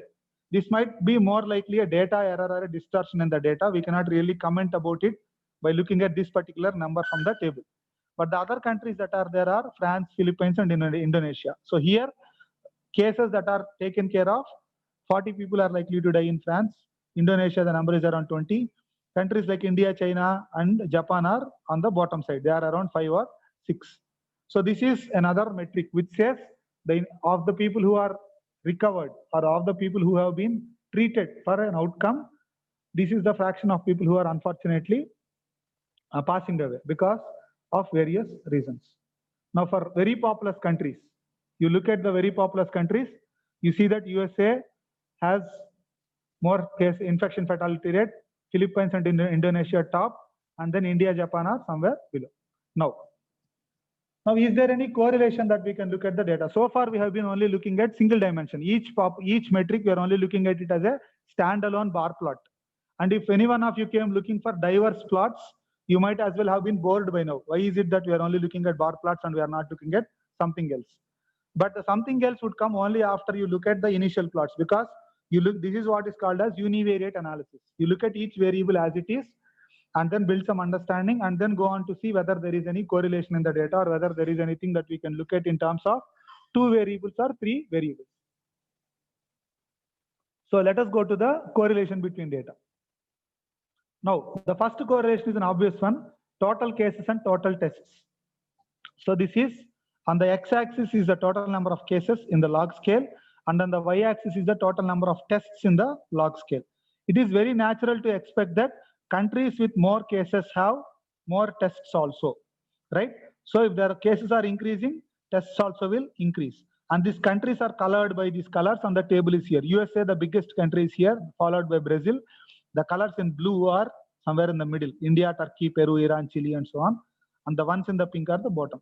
If any country appeared in the top left quadrant, less cases but more tests, or in the bottom right quadrant, more cases but less tests, that would be an outlier, meaning that that country is either doing a very good job, even though they see few cases, they are testing very, very well, or they are doing a very bad job, even though there are more cases, they are not at all testing. So if any country falls in the lower right quadrant or the upper left quadrant, that would be something to call out from the data. They have more cases, but they are not doing tests, or they have less cases, but they are doing more tests. But here everybody seems to be on the positively correlated line. More cases are more tests, so there is not much of a problem. Then let us look at the next plot, which is total cases and total tests again, but then we will add one more dimension to the data. So if you look at this plot, the plot simply shows circles, and all the circles are of uniform size. Now can we add another dimension to the data? The other dimension to the data that we can add is simply tests per million or cases per million. So we will add something called as tests per million to the data set.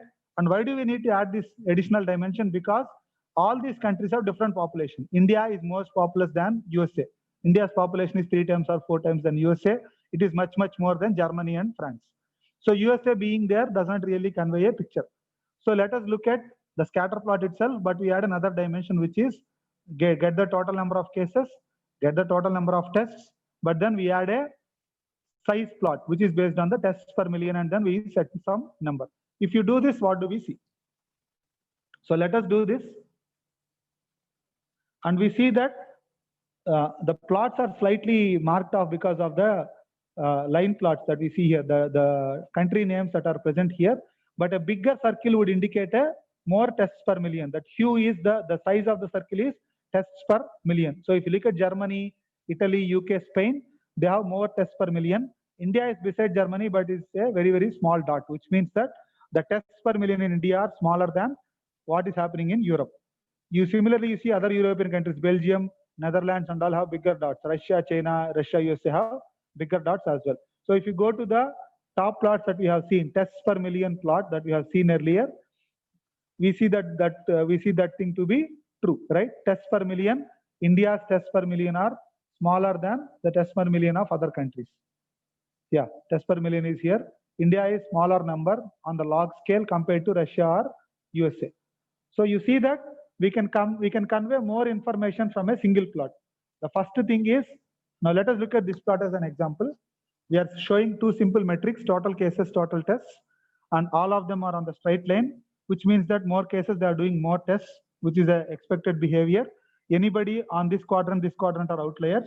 But the next dimension that we are able to show is also the fact that how many tests per million are they doing. You see this USA, Russia, UK, Spain, they are doing more tests per million compared to India or Pakistan or Netherlands or Mexico. Then we will go to another visualization, which is the cases per million and deaths per million.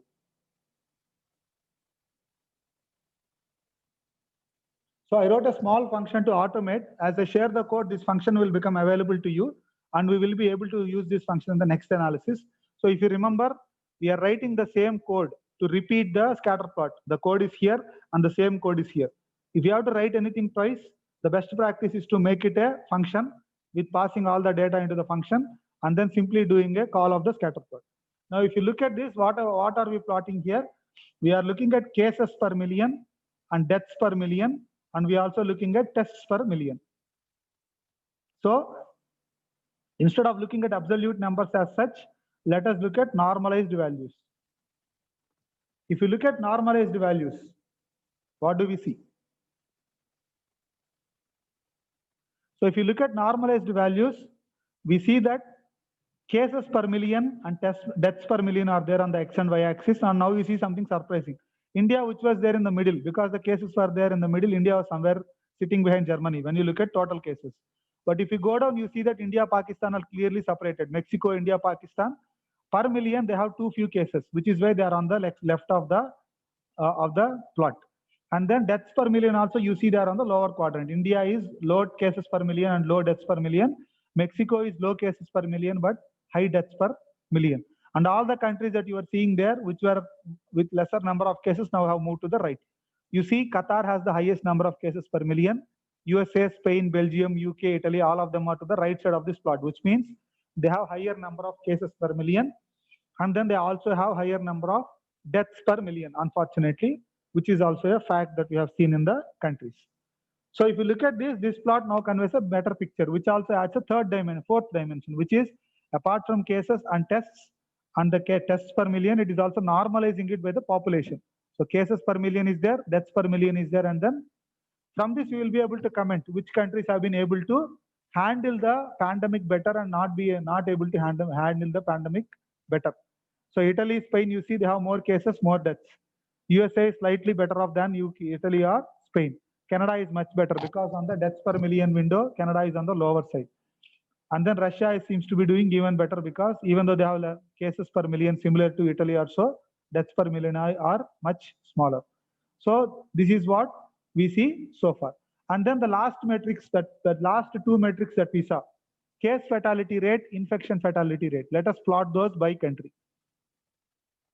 So if you plot those things by country, the case fatality rate is on the x-axis, meaning number of deaths per cases that are confirmed, and the infection fatality rate is on the y-axis, number of deaths per cases that have reached a outcome. Netherlands and UK seem to be at 100, which is actually a distortion in the data. I would most likely attribute it to bad data or not being able to collect the data properly. But then you see USA case fatality rate is around 6. 6 people in every 100 people prone to die, and 20 people in every confirmed. If these 100 are going through a treatment, 20 are likely to die.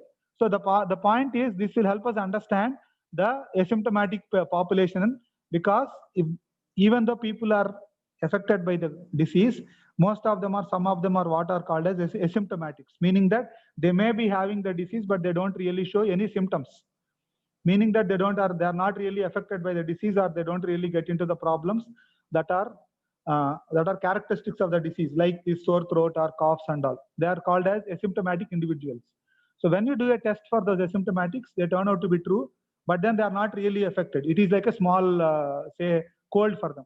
They'll simply they'll get recover and then go on fine.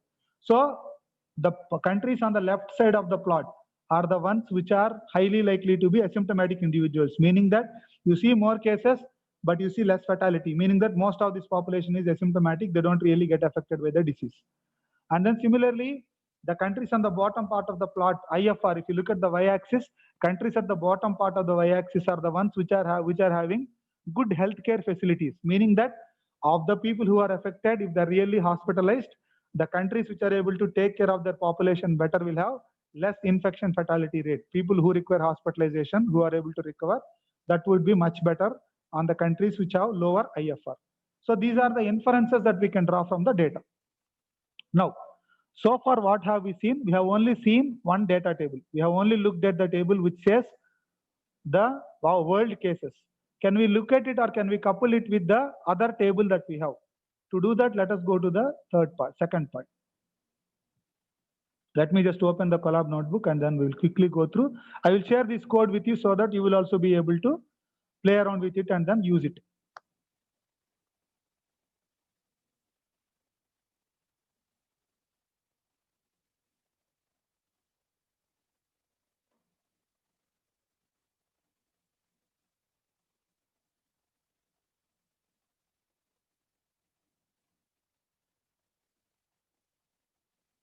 Yeah.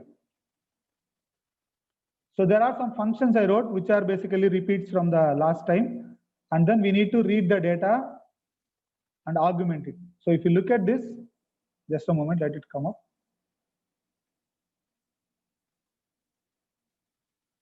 So what we have done so far? What we have done so far is we have only looked at the world cases.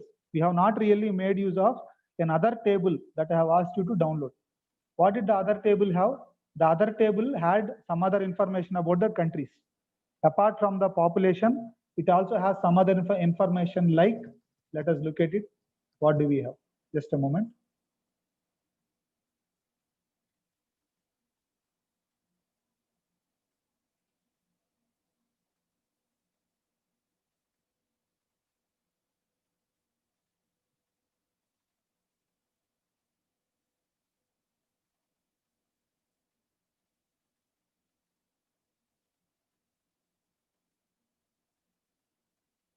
Yeah, so this also has a population table, which is what we picked up.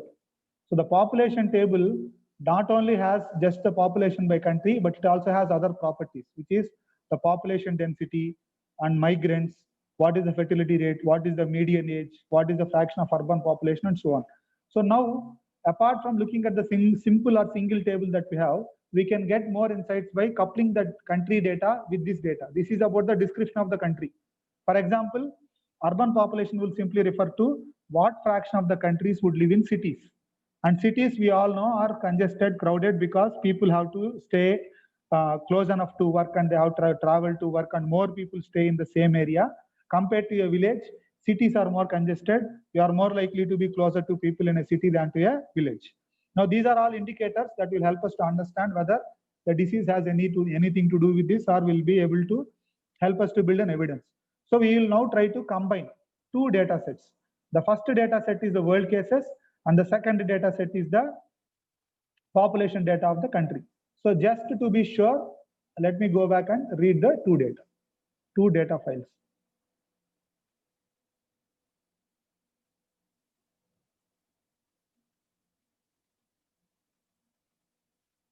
So this is from a local copy, which is why it looks like this.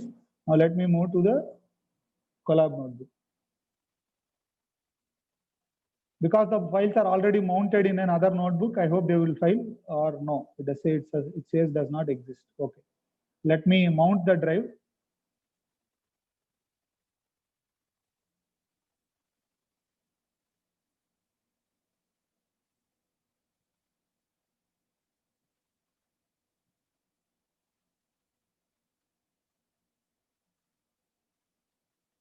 So you can choose to keep one big file and keep continuing to work around it, but I have chosen to break this into multiple files so that it is easy for you to access and download. So I might be doing the same steps again and again, but please pardon me for that. And I hope you are also familiar with now being able to copy files to the data frame.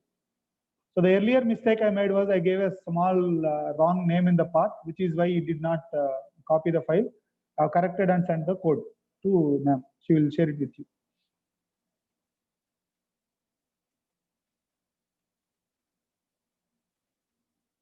Yeah, now this file is mounted. Let us see. Sorry, this is the wrong file. Yeah, now this drive is mounted. Let us see if it works.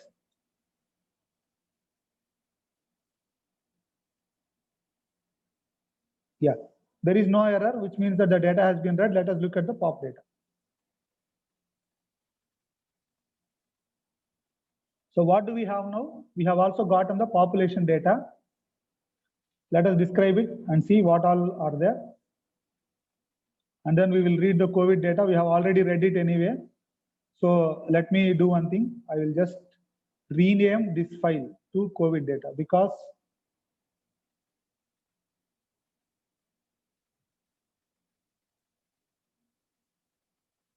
yeah. So let me just do this. Now this has come back. Now we will merge the two data sets by country because we want to show insights by country. Let us merge the two data sets by country and see how the merged data set looks like. Yeah.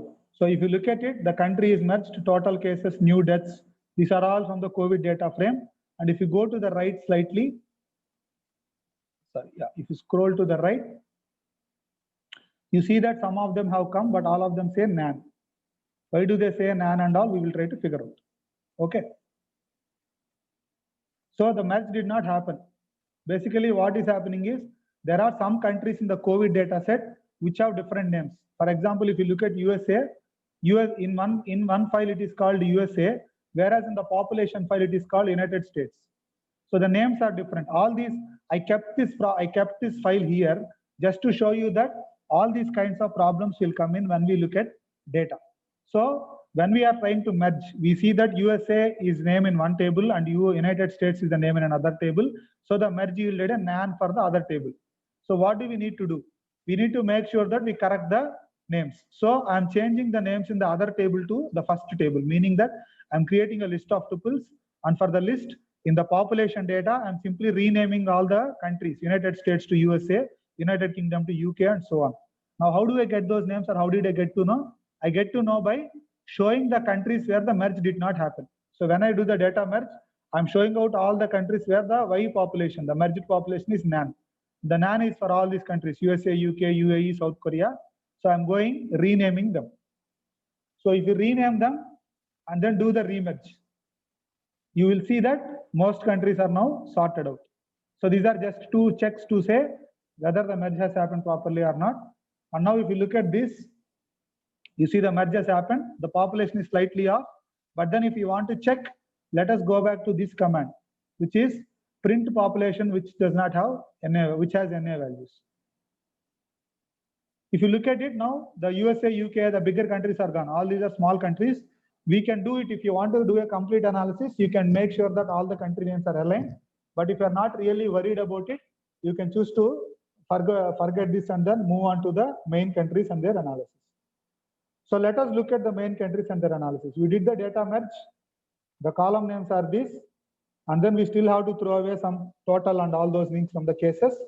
And now let us look at a scatter plot of what? The scatter plot is population density and cases per million. So one thing that we mentioned is that COVID actually spreads in a highly dense population when people move very close to each other. when they are going very close to each other, rubbing with each other and moving on, then the disease spread is highly likely. So population density must have an effect on the disease, which is why what we are doing is we are plotting the density of population, which is people per square kilometer and the cases per million. And you see that India has the highest population density, but the lowest number of cases per million. And we all know why why we see that in the data. Why do we see that in the data? Just so that the audience are interactive. Can somebody chat, type an answer? Why do we see we have highest population density, but we still seem to see low cases per million? There are two reasons that I see for that. Lockdown, yes, lockdown is one reason. Without that, we would all be seeing a lot of cases. And the second thing is that the population is still in the villages. The population in the cities is high, but it is not really as significant as the countries in the other places. So yeah, most of the India lives in the rural world, and because of lockdown, most of them are not interacting with the people from the cities. But then if you look at things like Germany, the population density is high, cases per million are slightly higher. Spain seems to have lower density, but higher cases per million. And the most surprising thing is USA. USA has very less population density, but then they still have higher cases per million. If any one of you had been following the news, it would have been evident to you that most countries did not take the initial advisory seriously. Even though people were worried, many of the people in some countries did not take it seriously. They were freely moving around. There were no restrictions and so on. That was the story with Italy. That was the story with UK. That was the story with USA also. So some countries which had taken some measures, you see, even though high density, you see lesser cases, but usually countries with high density have higher cases per million.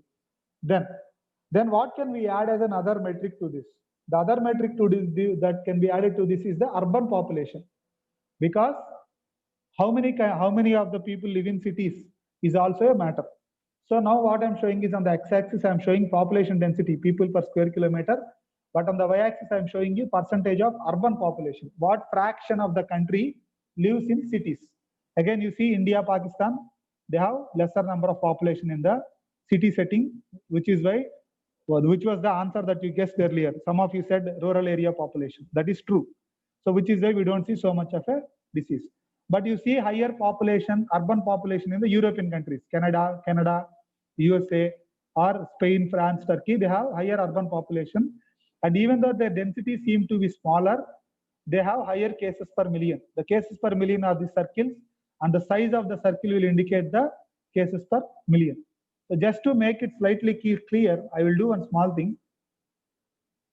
I will just remove the name, country name, so that only the dot will refer to the country. So if you look at it, we saw this orange dot is somewhere here, Russia or Brazil. So you see the data looks like this if you don't put the labels. And if you put the labels, the data looks slightly different. And you can adjust these settings. You can make these settings slightly bigger or slightly smaller by changing these numbers. So this code will be shared with you so that you can play around and then generate new metrics or new graphs. So if you slightly change things, you see the plot that countries which have higher urban population and high density have more cases per million. Then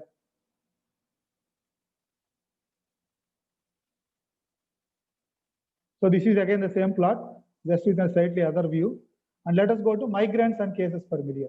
So migrants, if you look at it, if you have been following the news, India also, you see that lot of trains are running to carry on the migrants from various places to their actual locations. Now, if you come to the Indian scenario, that is internal migration. But in the world context, lot of people would have gone to other countries. Indians and Chinese would have gone to USA, or people from Germany, Italy would have gone to Germany, and so on. So is there any role that the migrants play in the spread of the disease? That is what we are trying to look at. So if you look at that, the scatter plot is between migrants per million, urban population, and then cases per million. So the migrants, what I am showing on the x-axis is migrants percentage. Migrants percentage, migrants by the total population, which is the percentage of population which are migrated. And then on the y-axis, we see urban population percentage. So you see, there is an interesting thing that comes out here. To the left of 0 are the countries which have negative migration, meaning that people from these countries have gone abroad. So India is below, near 0 is where India is. China, Iran, Mexico, All these are countries on the left side, meaning that there is net migration from these countries to more populous countries. That is the first thing that we understand. And the second thing is that countries with high migrants percentage, you look at Canada, Germany, Chile, they have high migrants percentage. Around 60% of their population is migrants. And also they live in urban settings because migrants usually go to urban areas only. You don't see people going from India and settling in rural USA. People usually settle in New York or California, where more jobs are available, which is because the migrants to a country from another country will usually be skilled. Unskilled people will never usually go to far apart places, far away places. So the migrants from India, China to the US are usually educated, highly skilled, and they would also be settling in urban population, urban areas. So countries that have high migrant percentage naturally tend to have higher migrant population. So you see, higher urban population, sorry. So you see, there is a correlation between migrant percentage and urban population. You will never see somebody here, lot of migrants, but rural population. You never see any country here. It would be interesting to see if you see any country here, because agriculture or manual building construction and all in the Western world, they're already mechanized. So they don't require a lot of people to do that. So whoever has gone usually stays in the cities. So high migrant percentage naturally refers to higher urban population. So you see that separation in the plot. And also in countries with high migrant percentage, you also see higher cases. USA, Peru, Chile, Canada, Germany, Belgium. Wherever there are more migrants, the cases seem to be more. Qatar seems to be even more worse. Qatar has higher urban population, higher migrants, and also higher number of cases per million, which means that the migrants either are not really aware of what is going on, they are not following the local laws because they have the communication issues or whatever. They tend to be less wary or less aware of what is going on in the surroundings, and then the incidence of the disease is higher. So this plot is one way to say that you can convey multiple messages using the same plot. One plot is here, we can talk about it for 5 minutes and then convey various things. So this is an example of this thing. Now let us go to CFR, IFR. We recalculate because that was there in the original data, and let us do a scatter plot. So this scatter plot is between two things. The x-axis is the median age and the y-axis is the infection fatality rate. If you remember the infection fatality rate definition, if 100 people have outcomes from the disease, meaning 100 people were affected and then they see an outcome, how many of those 100 have unfortunately passed away? That is the infection fatality rate. And the x-axis is the median age of the population. Median age is the age of the 50th percentile person. So higher median age would mean that the population is more aged. So if you look at Italy, Germany, Spain, their median age is 45, which means that they have a significant fraction of people who are old age. Old age people, significant fraction are there in these European countries. And then their infection fatality rates are slightly higher. They also have higher case fatality rates. The circle size indicates case fatality rate. So for higher fraction of old people, higher is the fatality rate. Belgium, France, Spain, Italy, Germany, all these are countries which have higher median age, which means higher old people, higher fraction of old people, and also higher infection fatality rates. India, you see the median age is around 24, relatively young population, and so IFR seems to be low. There are other countries which have higher median age, but still lesser IFR. Now, what else can we say about this plot? If you look at France and Germany are neighbors. They are very close to each other, equally developed countries, so to say. And Germany is slightly old age than France. There are higher fraction of older people in Germany than in France. That also we see from the median age location. But what do we see? The infection fatality rate is higher in France than in Germany, meaning that if people are affected by the disease, there is a higher chance that they are likely to die. Now, what is the reason for this? What would be the reason? One reason you can think of is the healthcare facility, and the second reason might be the lockdown restrictions. Who followed lockdown more closely and who has better medical care? So looking at this plot itself will make you understand that there is a significant difference between Germany and France, which you can go and dig in deeper to see what has caused this difference. So this is another story that we can understand from the plot. Yeah, so we'll come to the end of this first part of the lectures or the visualization workshop. We have looked at two things.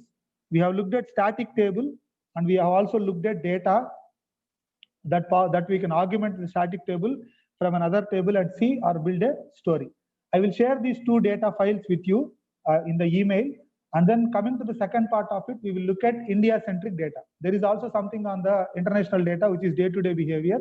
We will look at those two things, India-centric data and the world data day-to-day basis.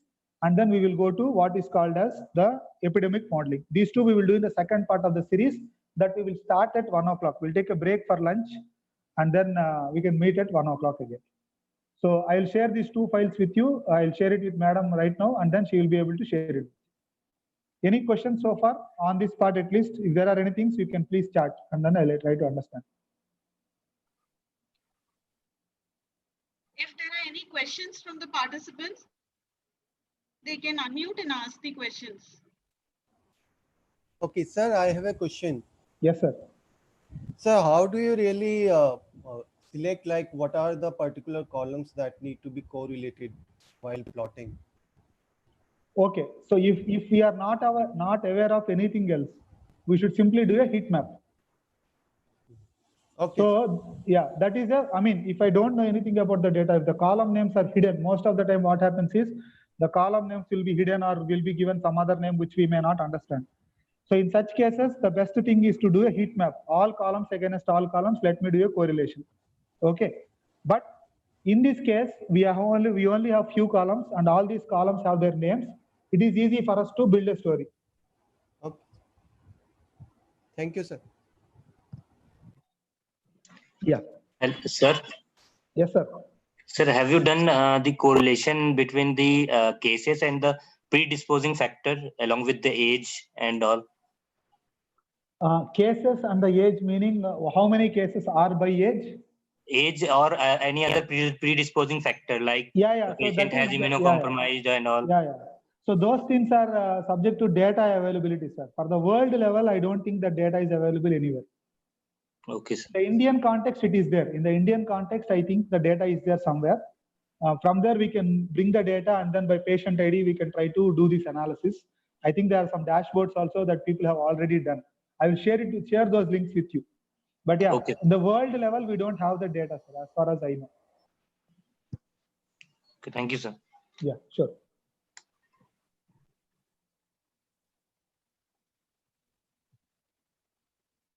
Okay, if there are no questions Any other further, questions? yeah. Yes, sir. Okay, I request participants that we'll take a break for 45 minutes and we'll join back at 1 o'clock. Right, sir? Yes, ma'am. We'll meet at 1 o'clock and we'll restart. Just to give an outline, so far we have only looked at static data, which is data at a summary level. This is all the world cases till today. But there are also interesting insights that we can draw by looking at the case progression at daily level. That data is already available somewhere. I also have files on that. We will use those files to look at the world cases by daily and then Indian cases by daily and then do some more visualization and then go to an epidemic model. Okay, that we will do in the second part, 1 o'clock to 3 o'clock. Yeah. Sure, sir. Yeah. I Thank you, request participants not to leave the meeting. Thank you so much, sir. Yeah, I'll rejoin now. I'll break for lunch and I'll come Okay, back. sir. No problem, sir. You can rejoin. Yes, sir. No problem. Thank you. I request others to kindly take a break. In meantime, you can practice the codes which sir has already shared. And I request everyone that we'll be joining back again at 1 o'clock.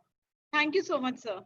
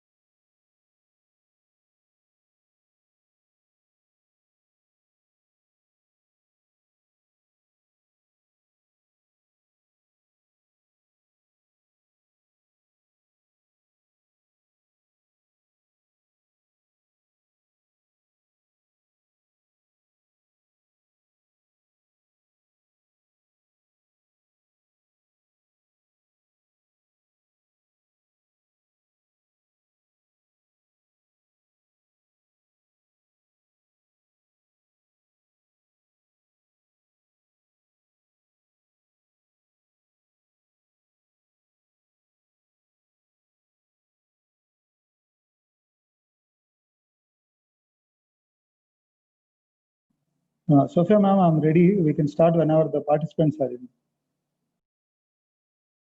Okay, sir. Even I'm waiting for everyone to join. Yeah, sure. We'll give them We'll some just time. wait Ma'am. for 5 minutes and then we can start, sir. Sure, ma'am.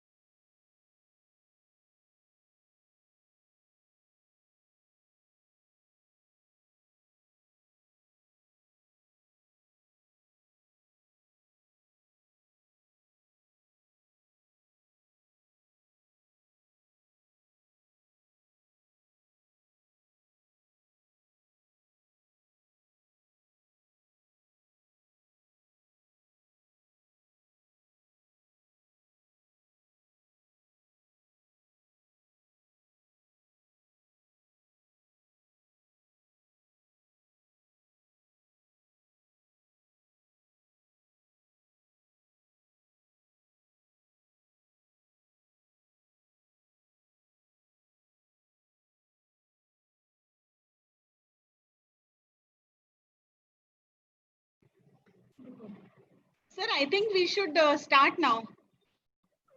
Sure, ma'am. Okay. Okay, sir. Meantime, others will join. Okay, sir. So good afternoon and welcome back. I hope you got the two codes that I shared later.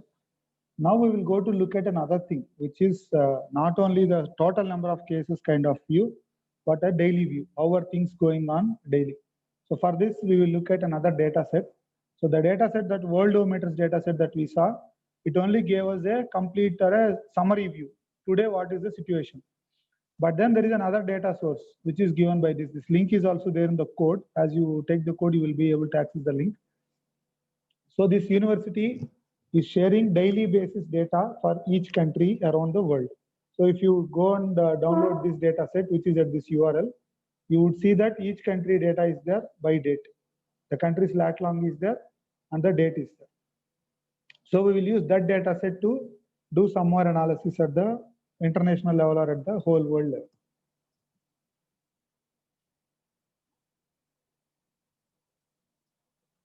So let us download. Now, one other difference here again is that the data set that we were reading earlier, we were doing beautiful soup and then downloading a table. But here, these are what are called as API web pages. If you look at the web page itself, if you look at the URL itself, you would see that it is a CSV file. It is not a HTML file, but the end URL is a CSV file. So such CSV files can be read directly by pandas. So you need not do anything else. You just need to pass a simple command. That simple command would be this: tables is equal to pd.readhtml of URL. So just for example, let us do this thing. I will get this command and then copy it here and say confirmed is a URL that has a list of confirmed cases. So let me just do this. If you do this, it will read all the tables in that particular URL and then return a list of tables. And what is there in this? Let us see. You do tables. It is printing out a tables and it is actually a list. So if you print 0, it will print the first element of the list, which is the first table. So this is essentially the table that you are seeing in this particular website. So when it comes to web scraping, there are three broad types of pages that I have seen so far. There may be more. One is a HTML file where everything is hidden in the HTML code, which you will have to scrape through and then extract, which is what we saw in the first case. When we were looking at the Worldometers file, it was using the HTML file, beautiful soup, scraping the web page and so on. Then there are web pages which serve CSV files directly. This is one of such web page. So if you look at the end link, it says time series COVID-19 confirmed global CSV. So it is a CSV file, and such CSV files can be directly read using a pandas command. If you import pandas as pd.readhtml will directly give you the table. So there is nothing you need to do specifically to scrape the web. And the third kind of web pages are what will provide JSON files. Instead of CSVs, they provide JSON files. That is another format. Even that reading can be easy. You can read that and then simply convert it into pandas. So these are the two types of files that we will see now, the Indian and the world level daily data files. So in this case, I have written a simple function, given an URL, take the tables and return the first table or return all the tables in a list and then see.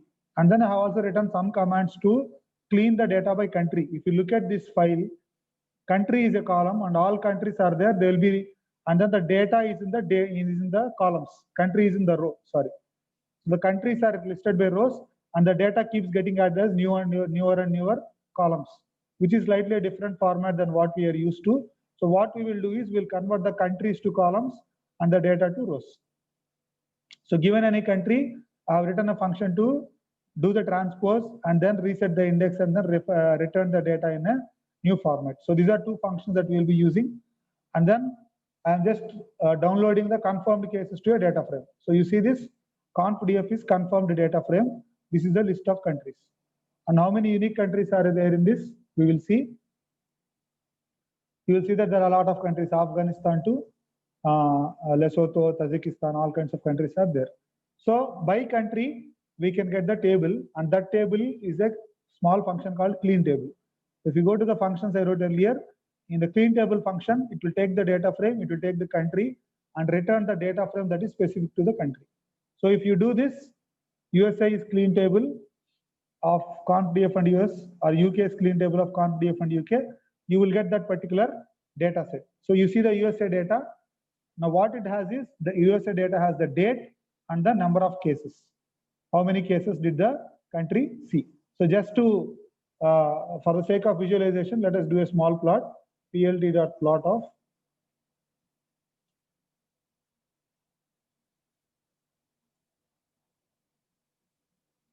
USA of date and USA of, the column name is US because we are intending to generate a bigger data set. So each country's column name would be its own name. So if you see, this is how the cases in the US were growing. There are a few things that are not looking right. So let us set them right. We'll do plot xticks.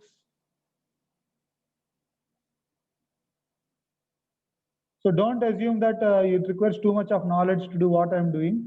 I'm able to do all this just because I have been generating similar plots since the last 3-4 days. So I'm just familiar with the commands.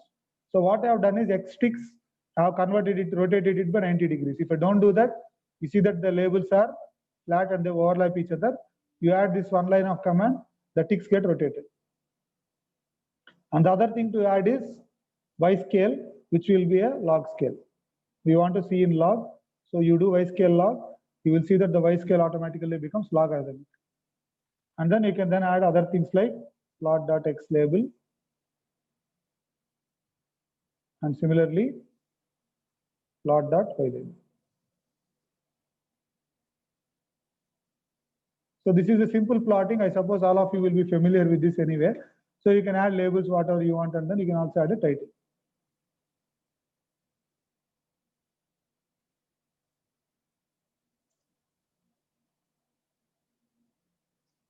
So you see that the cases in USA started in 2nd of February or even before 2nd of February, 1st of February, and then they quickly grew to around 10 to the power of 6. They have 1 million cases now in the USA. Now, what do we need to do? To generate any meaningful plot, we first need to generate a data set. So what I'm going to do is, I've shown you this small function where you take a country and you get the date and the cases in that country. This is date as a rows and the country as a column.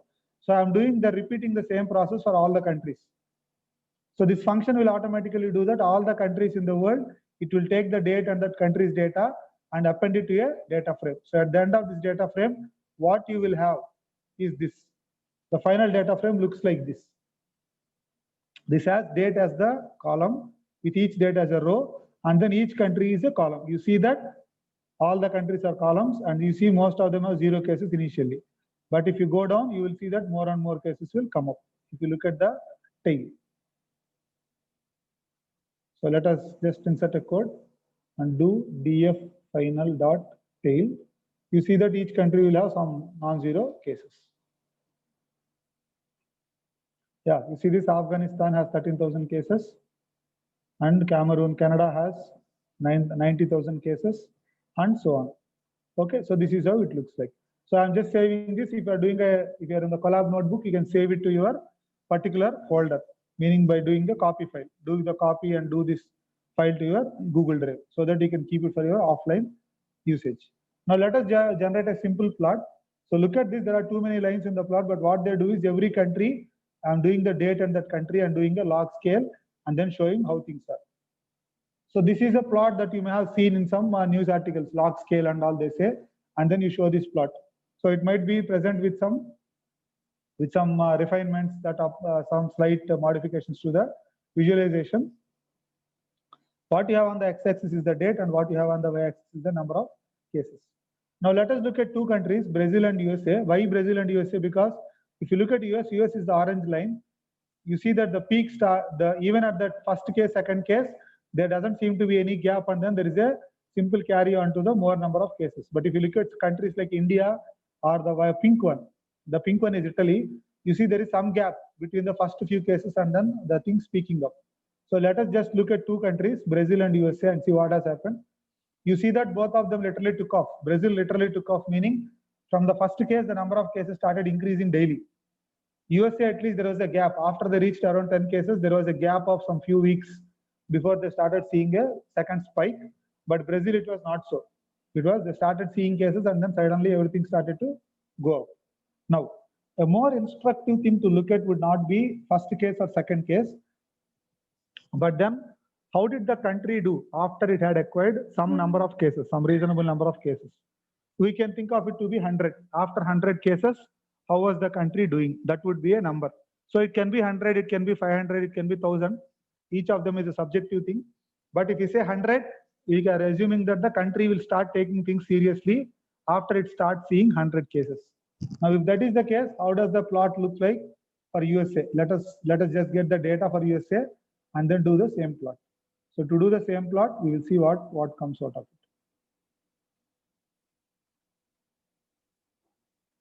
So I'm adding some plots in between or writing some code in between just to make sure that this feels like a workshop where you are writing some code.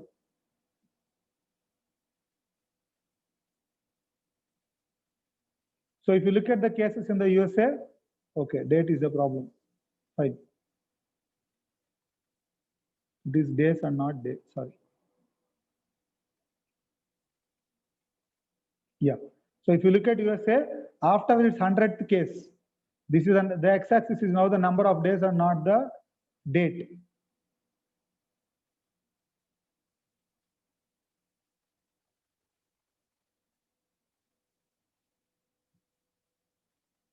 So this is days from the 100th case, and then we can also make the y label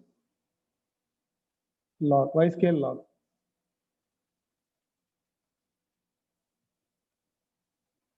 So this shows that how the country was progressing from the day it started seeing 100 cases. How was the country progressing? This is in the case of USA. So you see there is no real slowdown. The number seems to keep going up and on. And then you see that after reaching around 1 million cases, it seems to flatten. This is primarily because the urban population in the US might have been mostly affected, and now the rural population are the ones which are staying away and not really getting affected by the disease. Now let us do this for all the countries. One country is okay. Let us do it for all the countries. So what I'm doing is, for every country, I have written a function to make sure that for every country we get the days after 100 cases and then plot it. So we are doing the same thing for this. Let it run. And once you run that, what you have is, now the index is the days, number of days, which starts from 0 is the day where the country has seen 100 cases. So Afghanistan 110 cases occurred on some particular date. Let us call the data 0. And from there, how did the disease progress, or how did the epidemic spread? That is the number of days. Next day is still 110. Second day it became 120. Third day it became 170. Fourth day it became 174, and so on. So this will help us to understand how is the disease spreading across in the country. By starting off or counting from the days the country saw 100 cases. Now there are around 127 entries in this data frame, and you see most of the countries don't really have data for 127 cases. So let us just look at one plot. So this is the plot for a few countries. You can do it for other countries also. The code will let you do it for other countries also. I'm just showing plots of India, USA, Russia, and UK. So if you want, we can also do Spain and Italy, because I have put the labels there already.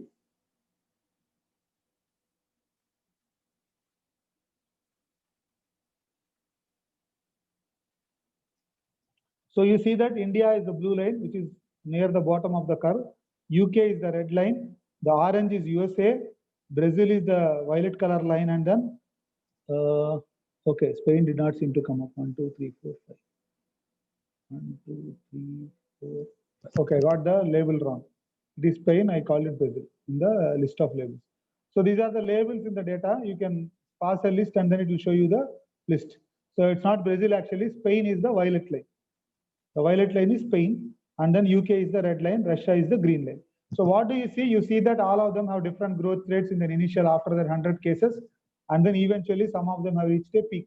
So Spain, if you see, is now nearly flat at 10 to the power of 5 cases. Spain has nothing else growing. Whereas USA is flattening but not yet flattened fully.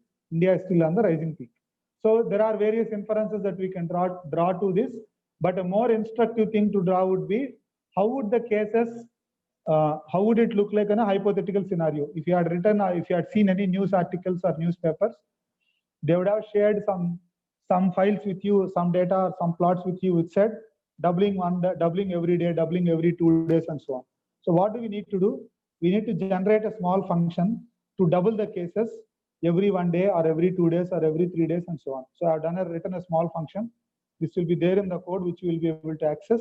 What it does is, you start off with 100 cases every day, and let us say the cases double daily. So second day will have 200, third day will have 400, and so on. If they double every week, after 7 days, you will have 200 cases, 0th day and 6th day. If they double every 3 days, third day you will have 200 cases. And if they double every 5 days, it will have 200 cases on the 5th day. So I generated synthetic data like this, which we will now superimpose on those plots to see how the growth rates have been. So here I am doing 2 plots. One is the original case data, India, USA, Russia, and UK. And the second is the dotted lines. If you look at the dotted lines, you will see that these dotted lines are various things. The first dotted line here is the case doubling daily. If the cases become double every day, this is how the slope would look like for that particular situation.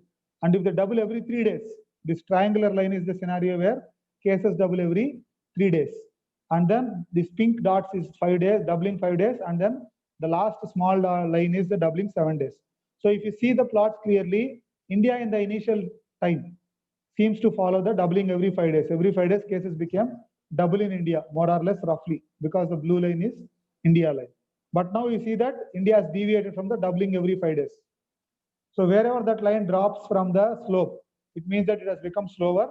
And now the India's current doubling rate is around once in 16 days or so.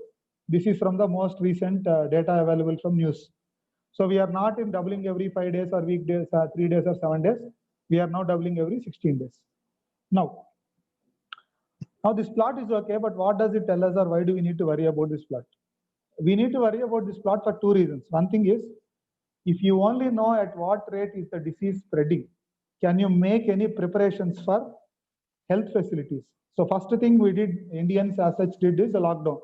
We all decided to sit in home, not to go out and not to spread the disease, which is fine. But there are people who are still moving around for essential services, for providing us with grocery, vegetables, fruits, milk, whatever, and electricity, all the essential services, police. So a lot of people are still moving around. It is not the entire population of the country, but at least reasonably 20 to 30% of the Indians have been going to their work normally to provide for the essentials of other people. Now, during this process, some of them may get affected and the disease may spread. If the disease starts to spread, what we need to know is, if I know that there are 100 cases today, how many cases will I be seeing in, say, 3 weeks time or 2 weeks time? Now, why is this 3 weeks or 2 weeks?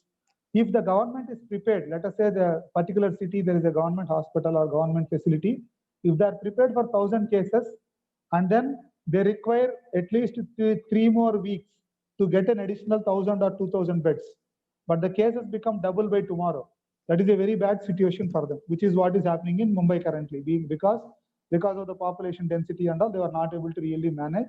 The facilities that they have quickly ran out. That is what has happened in Italy and New York also. When cases double rapidly without any measure, the health facilities will not be able to scale up.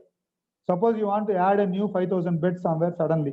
You need to find out hospitals, you need to get them ready. We need to send PPE kits to those hospitals, and we need to train the doctors and staff on that hospitals on the precautions to be taken. While they know how to treat people, they may not be fully aware of the precautions to be taken while interacting with patients for this particular disease. So they require some training time. So for all this, we need some lead time, meaning that it will take us at least 2 weeks to get 1,000 beds ready or 10,000 beds ready. So this understanding of the case growth is an essential thing for the country to be able to scale up. So recently I read in some news somewhere, maybe I don't know if you have read it or not. So the Union Health Minister said that we have 1 lakh cases today, but we also have 6 lakh beds, which means that they are closely tracking the growth and keeping up with any unwanted spike. They have currently 6 times the current number of cases. So if it becomes 2 lakh cases, then highly likely that they will have around 10 lakh or 12 lakh beds ready just to deal with the scenario. So that is what is happening in India, but that is why this plot is very important to understand the doubling time. How much time do I have before the medical facilities get overwhelmed or before they get fully occupied? So this is why this plot has been the center of attention in many media and news articles and all. There is some visualization from some university. And some New York Post also, I think.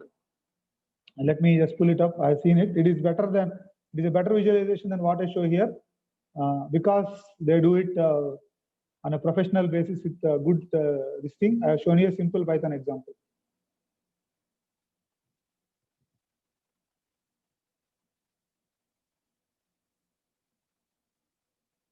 Or maybe I'll pull it up later. Excuse me for a while. Yeah. And then we will come to the Indian scenario. I will share these files after this session. We'll come to the Indian scenario.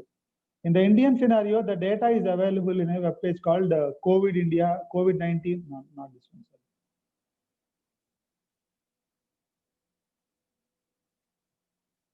Yeah. So there is a website called COVID-19 India, which is sharing the news about the current spread of the COVID in India. So let us look at that.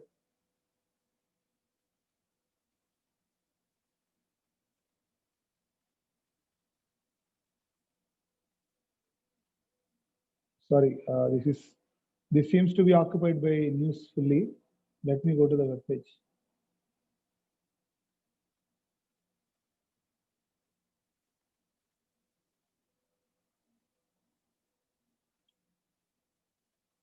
Yeah. So you may have seen this web page already. That has good visualizations of the states, number of cases, how are things in the country and all. So this is the total number of confirmed cases. We have 1.7 million cases. Sorry, 1,74,000 cases today. But the good news is like almost half of them have recovered. So currently the active cases are around 86,000 and 82,000 people have recovered. Not something to be very, very scary or scared about. So they have state-wise list. You can go to one particular state and see how things are. They'll also show you more details if you want. So this is a good resource for the Indian scenario. And then if they're showing you plots, you can also be very sure that they have the data set somewhere. So the data set is actually shared. They have a web page to share the data set, and that link I pulled up already. This is from the same web page where the link is slightly different. It is api.covid19india.org. So this has various data files and the names are described here. So time series is there, state-wise stats are there, test counts are there, district-wise information is there, daily changes of cases, testing data, and zones. All kinds of information are put up in a file format called a JSON file format. So we'll come to this and we will see what do we do. So any questions so far or any doubts on the world map that we saw? Nothing much to visualize there because it is day-to-day growth, and it is really not also advisable to make any conclusion just by looking at the day-to-day growth in the particular world and the particular country, because there are a lot of other factors that we really don't know about that country. So we can't simply make a statement by looking at day-to-day growth. Then, so coming to the Indian context, this is the visualization for the India. Let me just run these cells.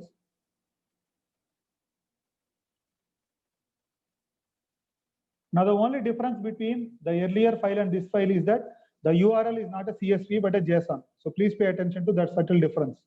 So here in the previous data set that I showed you, they are saving the URL as a JSON, a CSV file. It is downloadable directly as a CSV.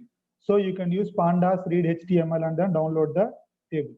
But in this case, it is a JSON file, which is not very difficult or not very what do you call, tough to handle. All that you need to do is using the same requests, you can do get URL and then return a JSON file instead of using a PD. So once you have it, what you have is a JSON file, and it will have what are called as keys. So this particular file, the data JSON, has 3 keys. One of it is case time series, second one is the state-wise cases, and the third one is the tested information. So just for the sake of simplicity, we will assign 3 file names to all these 3.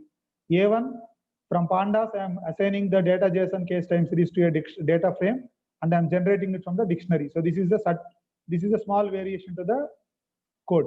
pd.dataframe from dict, and the dict is this data JSON of case time series. So we do this, we save each of the file or each of this particular data set into a data frame, and the data frame is stored in different names, A1, A2, and A3. Okay, let's go to the country-wise trend. So you describe the data frame, you see, this is how the data looks like. This is the entire country. This is not any state. The date is, this is the described to say how many unique values are there, what is the top date, what is the frequency, and so on. And then these are the columns that we see in the data frame. So one thing that we need to do is, because we are reading from a JSON file directly, the described does not give any indication of max or min or anything. If you remember, if you have handled pandas data frames, when you say describe, for every column, it will give you the maximum value, minimum value, mean value, and so on. But here it doesn't show any such summary statistics. It is only showing count, uniques, top values, and frequencies, which means that the columns here are not really numbers. They are treated as string values, which is why you are seeing this particular thing. So To solve that, what we need to do, we need to convert the columns into string. So instead of writing every column as a string, I wrote a loop to say for C in A1 columns, for all the columns in A1, if the column name is not date, convert that column to an integer. So you do this, all the columns which are daily confirmed, daily deceased, daily recovered, total would become integer values. And date, we convert it to a date format. There is only month and year there. We need to add year 2020. So I'm adding year 2020 and then generating a new column called date. So this is generating a time series. Now what do we have now? We have daily confirmed, daily deceased, daily recovered. The date, original date is here and our new date is here. And total confirmed, total deceased and total recovered are here. Now just for the sake of understanding, let us do a small thing, which is describe. Let us do a describe now and see what do we see.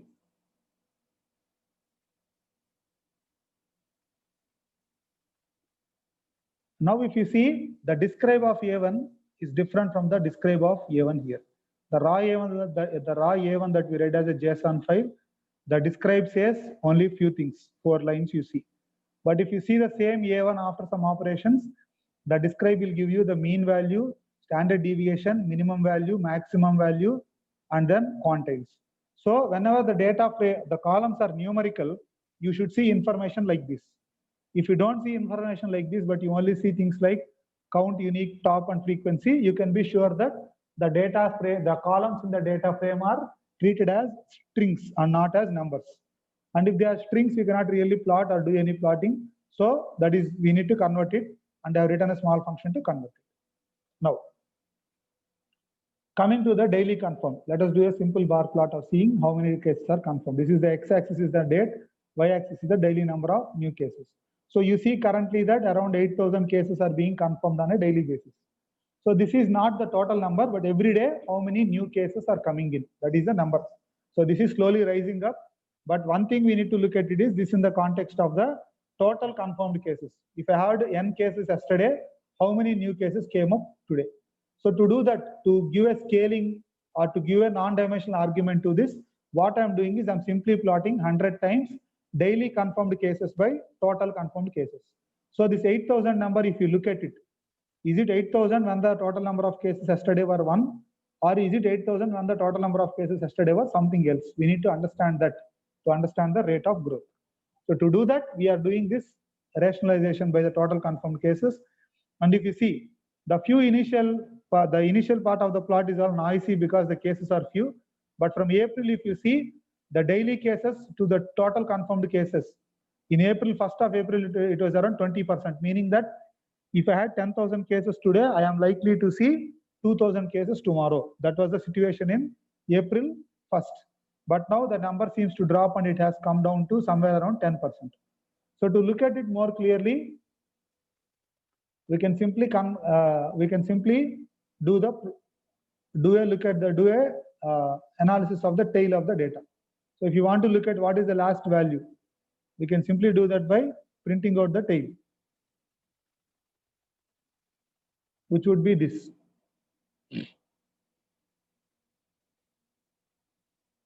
And you see the last values are around 4.6, 4.3, 4.5 and so on, which means that the new number of cases that we are seeing with respect to the existing cases is around 4%, which is the reasonable growth rate, which will give us a doubling time of around 16 to 20 days.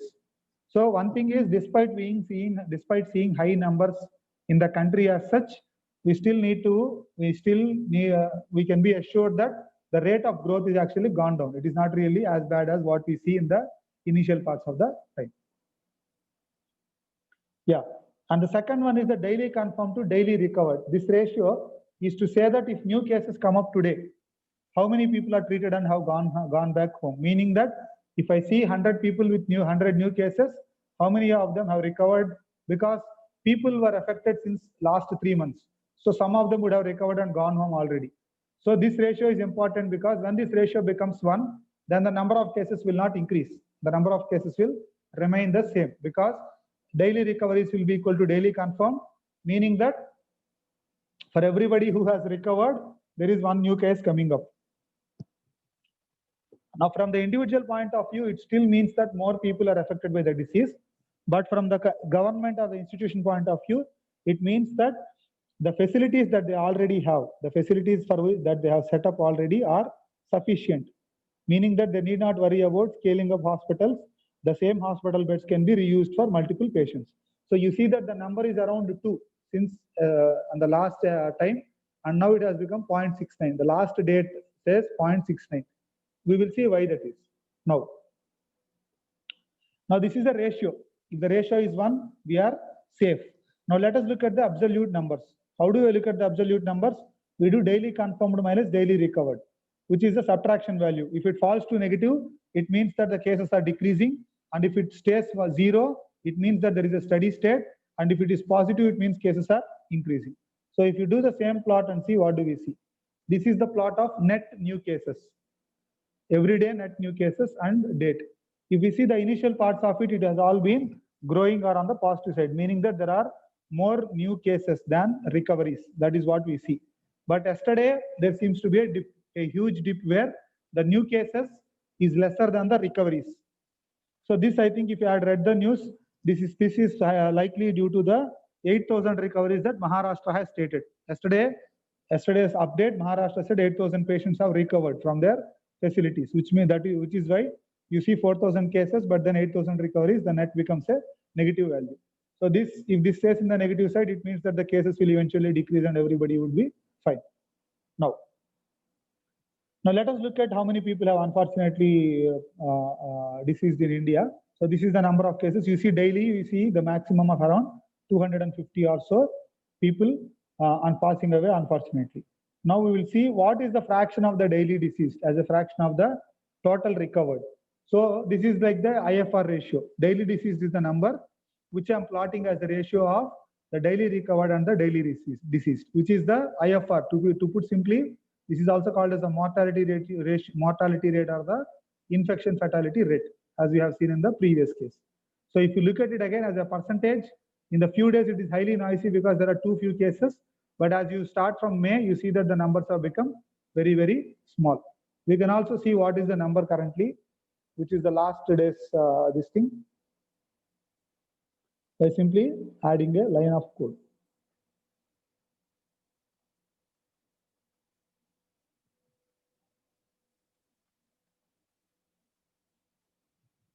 Okay, there is some, okay, there's a pipe that I have added, so I should take it. Yeah, so it is around it was 5.25 till yesterday. Today it is around 2%, which is basically if 100 people go through the disease and recover, 98 people will come out after a recovery and 2 will have an unfortunate death. So that is what it is. Now, the other metric to look at for the India is how are the recoveries doing in terms of the total confirmed cases. So let us look at the ratio, a simple ratio of total recovered cases to the total confirmed cases. So if you look at this, yes, you see low numbers in the initial part because that was when everybody was getting affected. They did not have enough time to recover. Now, after 3 months or 2 months after the March 1st, you see that in May and June, the recoveries are slowly picking up, meaning that more and more people are recovering than getting unfortunately affected by the disease. So this is also a good sign. So when they say that India tops the list in the number of corona cases, you should also take it with a pinch of salt to say, okay, fine.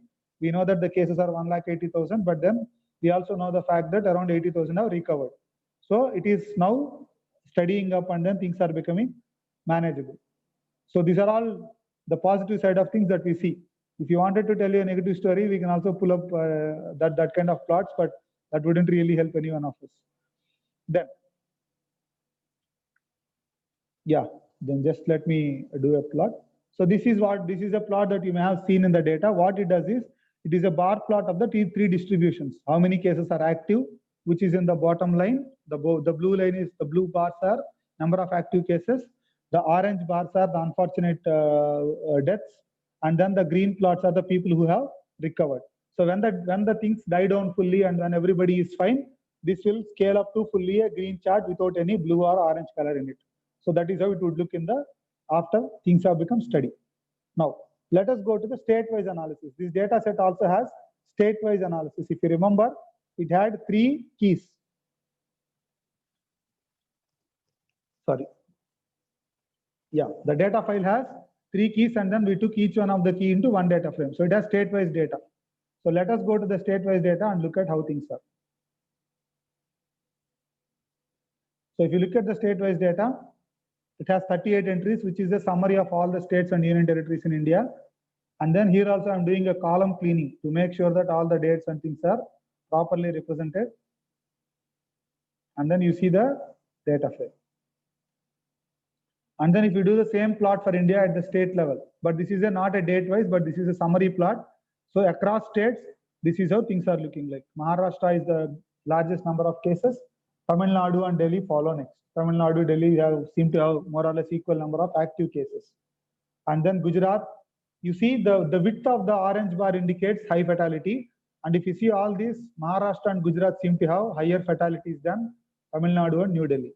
And also, if you are reading up news more thoroughly, you see that people are reporting the strains of the virus. It is not the same virus that is in the entire country, but different regions have been affected by different strains of the same virus.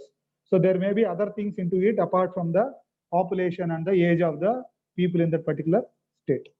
Then the third part was about tests. How many tests were done and how many recoveries were, or how many positives are reported in these tests and all. If you look at the column, you see individuals tested per confirmed case, positive case from samples reported today, source, test positivity rate, test conducted by private labs. There are a lot of columns here, and some of them are actually not really full. So you look at the head and tail, you see all these are there. Some of the columns are empty in the head, they are also empty in the tail. And then this is a small function to clean the code. You will be able to use it once you go there. So we are taking this data frame, taking the dictionary, converting it into a data frame. And then what I am doing is this. Some columns are float values, like individuals tested per confirmed case is a float. Float means it is a decimal value. Whereas some numbers are integers, which is like tests per million or total individuals tested. These will be integers. They are not float values. So I'm converting each of the column into its particular type. So individuals tested per confirmed case, test positivity rate, test per confirmed case, so on are on the are converted to floats, and others are converted to integers. Others meaning samples reported today, conducted private labs, tests per million, samples tested, etc. are converted to integers. And then date is converted to a date stamp. So we do this and we see how the data looks like. Yeah. So if you look at this plot is the country-wide tests per million, meaning that how many people have the country tested in a million population. So if you see, initially when they went to lockdown around mid-March, the numbers would have been very small, but now you see that the tests have scaled up. Now, one thing that we all need to appreciate or understand is that the lockdown and the subsequent reduction in number of cases also enabled them to scale up the testing facilities. Earlier, when they could not test or when they could not do even more than 1,000 or so tests per day, now the government is able to test 1 lakh cases per day or 1 lakh samples per day. So the point is, the time that we have given by following the rules rigorously and by making sure that we don't overwhelm the medical facility has also helped the government. And today we see that tests per million are around 2,500, which is a reasonable number given the fact that India's population and our GDP per capita or other things, health facilities and so on. Now, let us look at another number, which is the tests per confirmed case. If you remember, you have seen this in the scatter plot earlier. In the scatter plot earlier also, you have seen for every confirmed case, how many tests did I have to do? And then I have drawn 3 vertical lines. These 3 vertical lines are the 3 lockdown dates. The first one was when the first lockdown came in. Second one was lockdown 2, and the third one was lockdown 3. Lockdown 4 date, I did not put it in here. And you see that for every confirmed case in the first phase, before the first, after the first lockdown or so, before the first lockdown, government was testing around 80 to 100 people. And this is Indian data, which you are able to see. In the Indian data, when it started, when the epidemic first started, they did not know whom to test or they were not sure. They were testing around 80 people per positive case. If I test 80, I will get 1 positive case. Now, during the second phase of lockdown, that came to a number around 20 or so. Around 20 people are tested, you return 1 positive case in the context of India. After that, this data is either missing or not has been updated. We might find it from some other source and see. But even now, I think the test per million test per confirmed case would be around 10 or so. Yeah. The second number is individuals per confirmed case, which also says a similar story because each individual is tested usually once. They don't repeatedly test the same person. They test the same person only when the person is recovered. So the number of individuals tested per confirmed case also says the same story. And how many samples are reported today? How many samples have been taken and then sent to the government service? You see that there is a line that seems to pick up, but there are gaps. So these are all gaps in the data, which are either missing values or they did not get populated. We might have to find a other source to fill in the missing values. We can't do any imputation like we do in the typical data science context. And another metric they mentioned is the test positivity rate. So what is the positivity rate is test per confirmed case. Sorry, the label is wrong, which is a test positivity rate.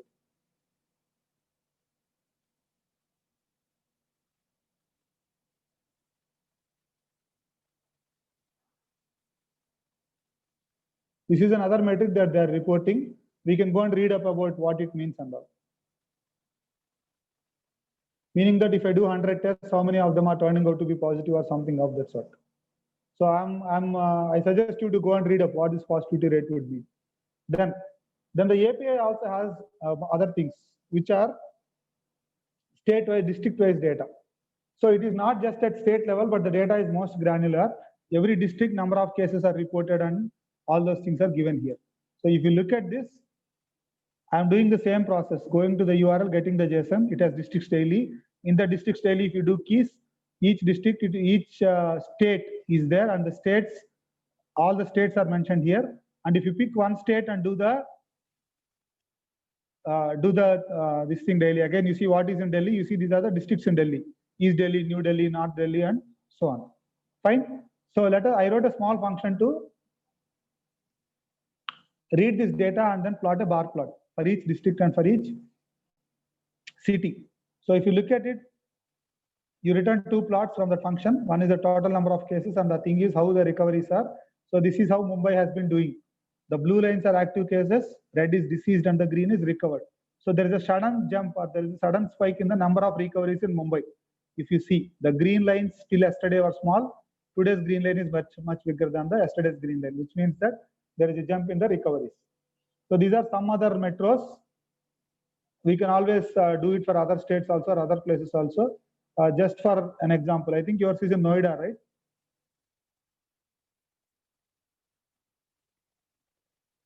Let us see if I got the state and district correct. Okay, the key doesn't seem to be there.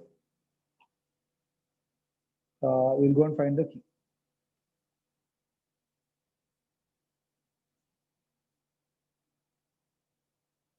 So these are the keys for Uttar Pradesh and these are the districts in UP. What I wanted to ask was, where does your university fall in? Just to show you one relevant plot. You can chat or let me know the district name. Is somebody typing something?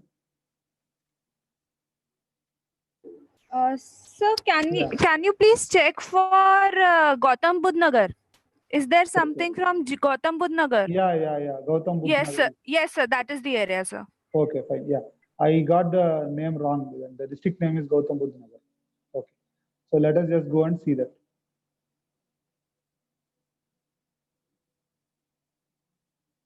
Yeah, so this is how things are. These are the cases, but this is what you need to look at. The active cases are blue. The unfortunate disease people diseases are red, and the greens are recovery. So on good news for you or to be happy is that you have more recoveries. People are recovering quickly, and then you can be comfortable the about recovery it. rate in the area is very high, and the number of live cases is also less than 100 now from the yesterday's medical report so that has came. That is what we see here. The active cases are less than 100, and then you see more recoveries. And this is another metro. Sorry, the screen has frozen. Just give me 1 minute. Yeah.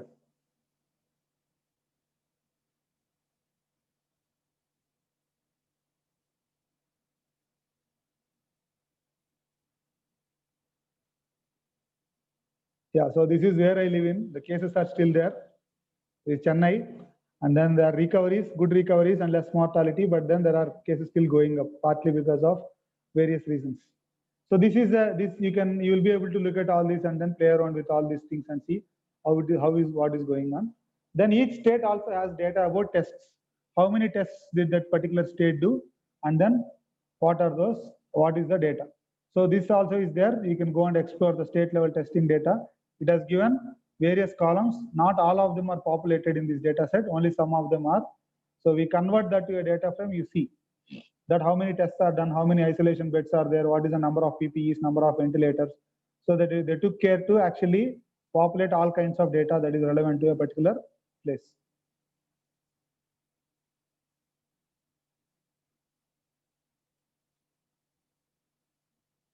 So these are, this is an interesting column to look at for you.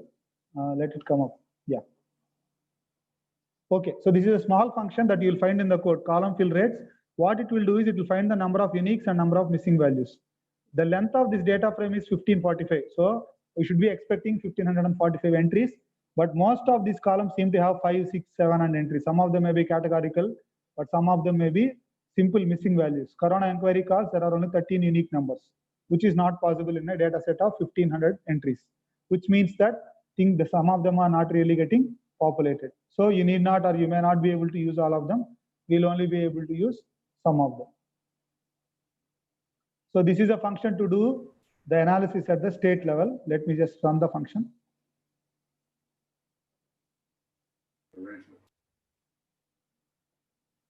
So one other question is, ma'am, you want to take a short break and come back after 10 minutes, or you want to finish quickly? The next two steps are the epidemic model code and the code world. Yeah. Sir, can we use the app, the request made using the Setu app also for over here? If we get the data. I am not sure if you will get the data for Arogya Setu app, ma'am. I am not sure where it is there. Does anybody So have some it? of the data has been released by ICMR, not the entire one, but some. Okay, okay. Yeah, maybe then if it is there, you can, yes, we can see basically the three things are you either download a CSV or a JSON or scrape the HTML file. All these three are there in the code. So if they have a resource, you can point it to that particular URL and then simply take it from there and then use it. Okay. Yeah. Thank you, this, yeah. So this is the state level information on the testing. So what are we seeing is total tests and then the tests per million and then the tests per positive case. How many positive cases? How many tests are yielding one positive case? So if you look at this is for the context of Tamil Nadu. So they have a large number of tests. Tests per million are also higher, and then the test per positive case you see in the middle time when around April 1st or so when it was settling down, they did lot of tests to rapidly see if anybody is affected. Now they have started to do a targeting testing, so you see the numbers to be going down to 20. So around 20 tests will yield one positive case. That is what we are seeing in Tamil Nadu. We can do the same thing for say Uttar Pradesh and see what do we get, which would be simple repeat of recall of this function. So what I'm doing here is this, anything that I am trying to repeat across multiple states, I'm writing a function and passing that particular state name as an argument.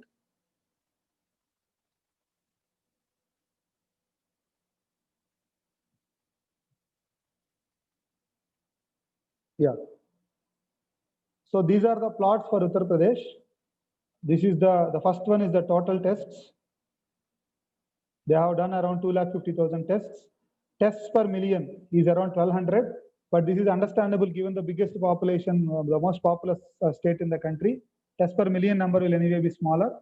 And then tests per positive case is still higher, meaning that for every positive case, they are doing around 40 or 35 tests, which means that they are still testing on the more conservative side, meaning you better test and then confirm rather than assume and be sorry. So this is a reasonable number or a good number for the state. So this way you will be able to compare how different states are doing. Then this is the state's daily data. I will skip it because it is the same repetition of the district data. It is there here for completeness. And then there is another file, interesting file in the web page, which is about resources.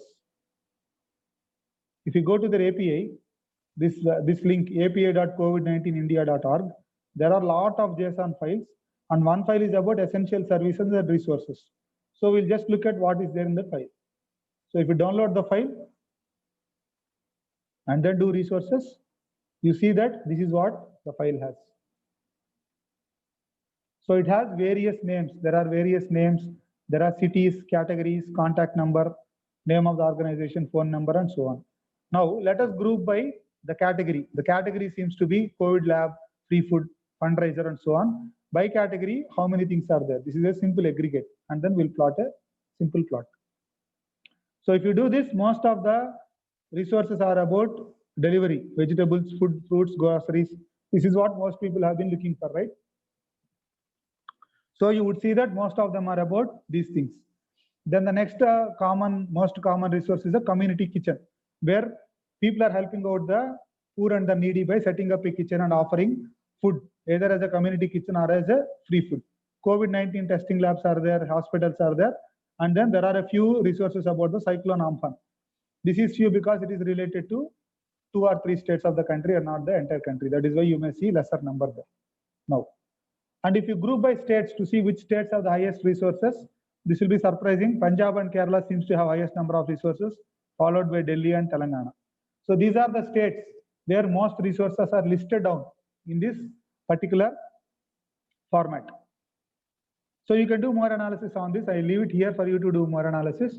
And we will take a 10-minute break and come back. I need to take a break and drink some water. So madam, shall we meet at 2:10 again, and we'll go to the epidemic modeling. 2 o'clock. Hello? Yes, sir. Sure, sir. Yeah, we'll meet at 2:10. I take a small break for my voice and then come back. Yeah. Yes, sir. Yes, sir. For sure, Yeah, sir. sure. I'll I email request this the coach to you. Yes. Yes, sir. I request the participants to please practice the codes that we have sent you. And we'll meet at 2:10 again. So please don't leave because it's just hardly 10 minutes. So just stay here and take a break. Okay, ma'am. Thank you. Okay, sir.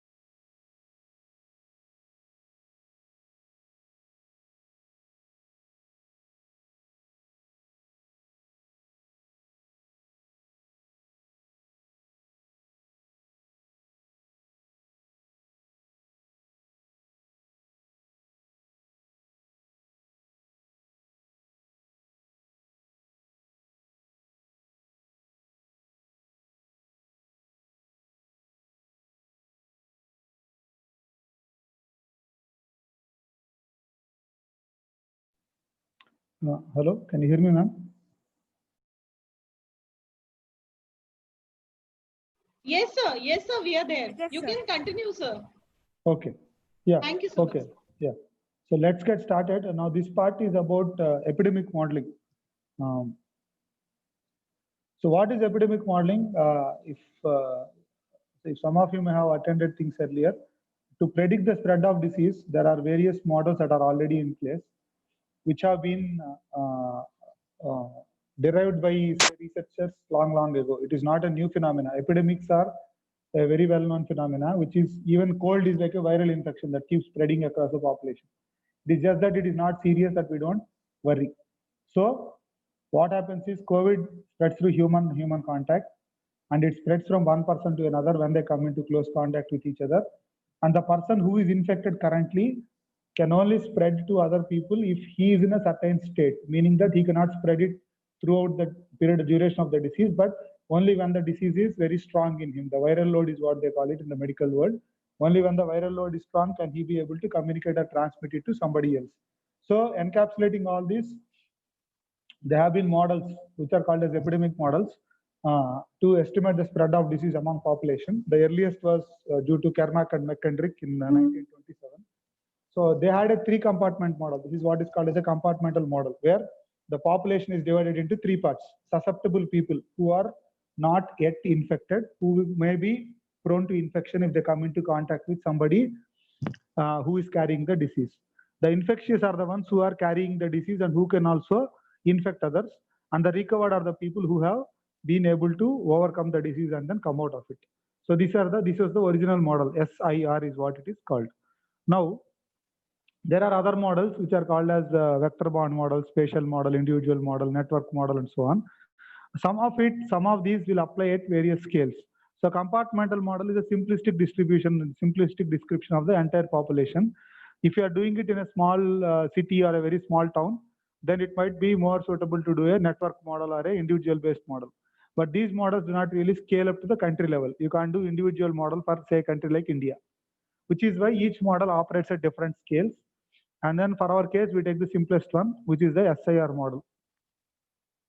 And just to remind you, like the SIR model is a simple generalization, it will work at a big scale. It may not really work so well when it comes down to a smaller scale. So by scale, I mean, if we use SIR model to predict cases in a city or a country, the same thing may not hold to a particular city. So especially like one simple example is, say, in India itself, comparing Mumbai and Chennai with some other city where the number of cases are too few. So it will not really be easy to scale the compartment model to other places. We might have to take it with a pinch of salt.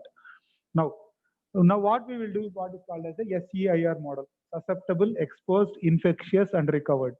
The new compartment here is the exposed compartment, where people are exposed to the disease already, but they don't start showing symptoms yet, meaning that things are normal for them, but they still carry the disease. So these people become infected or infectious only after some time when they start showing symptoms. And this is due to what is called as a latency period in the disease. The moment a person comes into contact with somebody else who is infected already, this person doesn't start showing symptoms. It will take some time for the disease to develop in the person. So which is why there is a new compartment called the exposed compartment.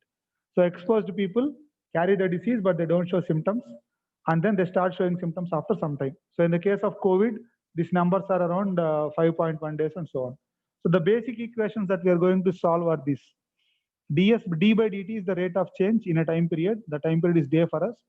S is the number of people in the susceptible people. E is the exposed. I is the infectious, and R is the recovered. So these are 4 equations that we will solve using Python code. And then we have 3 parameters, alpha, beta, and gamma. These are the 3 parameters that we are going to use. Now, 2 of these parameters come from the dynamics of the disease. So for the disease in question, there is an incubation period during which the person stays in the exposed category. So 1 by T incubation is the alpha, which is taking out people from exposed category to infectious category, which means that if there are 100 exposed people at a certain point of time, after 5 days, some fraction of it will move away. Or every day, some fraction of them will move away to the infectious category, because each one of them would have been affected on different days. Similarly, gamma is the recovery rate. If I If I is the number of infected people, the rate of recovery is gamma into I, where gamma is 1 by T infinity, or the mean infectious period. After the infectious period is over, the individual usually goes to a recovered category. So these are the 4 equations that we will solve. Now let us get to the code. So first model is the SIR model. Just to make it very clear, I thought I will add all the 2 models and show. So the reference for the code is here. There is a SciPython notebook where they have done an epidemic model and shown it as a code. You can just go and refer to that or take the function from there. So what I'm doing is I'm starting a simulation with 3 or 4 parameters. First thing, I'm assuming a population of 1000 people. N is the total number of people. If we come to this, N is the total population. So we start with a population of N is equal to 1000, and then initial numbers exposed are 0, infected is 1, and recovered is 0. So initially in the 100,000 people, 1 person is actually affected by the disease and is infected. Then if these are the numbers for E, I, and R, what is the number for S? S0 is N minus E minus I minus R. So all the ones who are not exposed, not infected, not recovered are belonging to S. And then these are some dummy variables that we put in: beta, alpha, gamma. The parameters are, in this case, they are dummy. They are not true. We are only showing them for the description. And then T is the time frame. We will divide the time frame into days, and then we'll simulate it for an example of 320 days, just to have a reasonable time frame. Now pay attention to this function. This function is a derivative function. What it will do is it will calculate derivatives. Derivative is rate of change. How quickly is a particular variable changing. So derivative function, it will return the derivatives for ds, s, I, and r. ds by dt, di by dt, and dr by dt. All these 3 follow the equations that I have shown you here. And this function simply returns the derivative values. So given s, I, r, and t and n, beta, gamma, using them it will calculate this and return an answer. Now using this SIR model, what do? We will do one thing. So we will start off an initial condition. We have already given S0, I0, R0.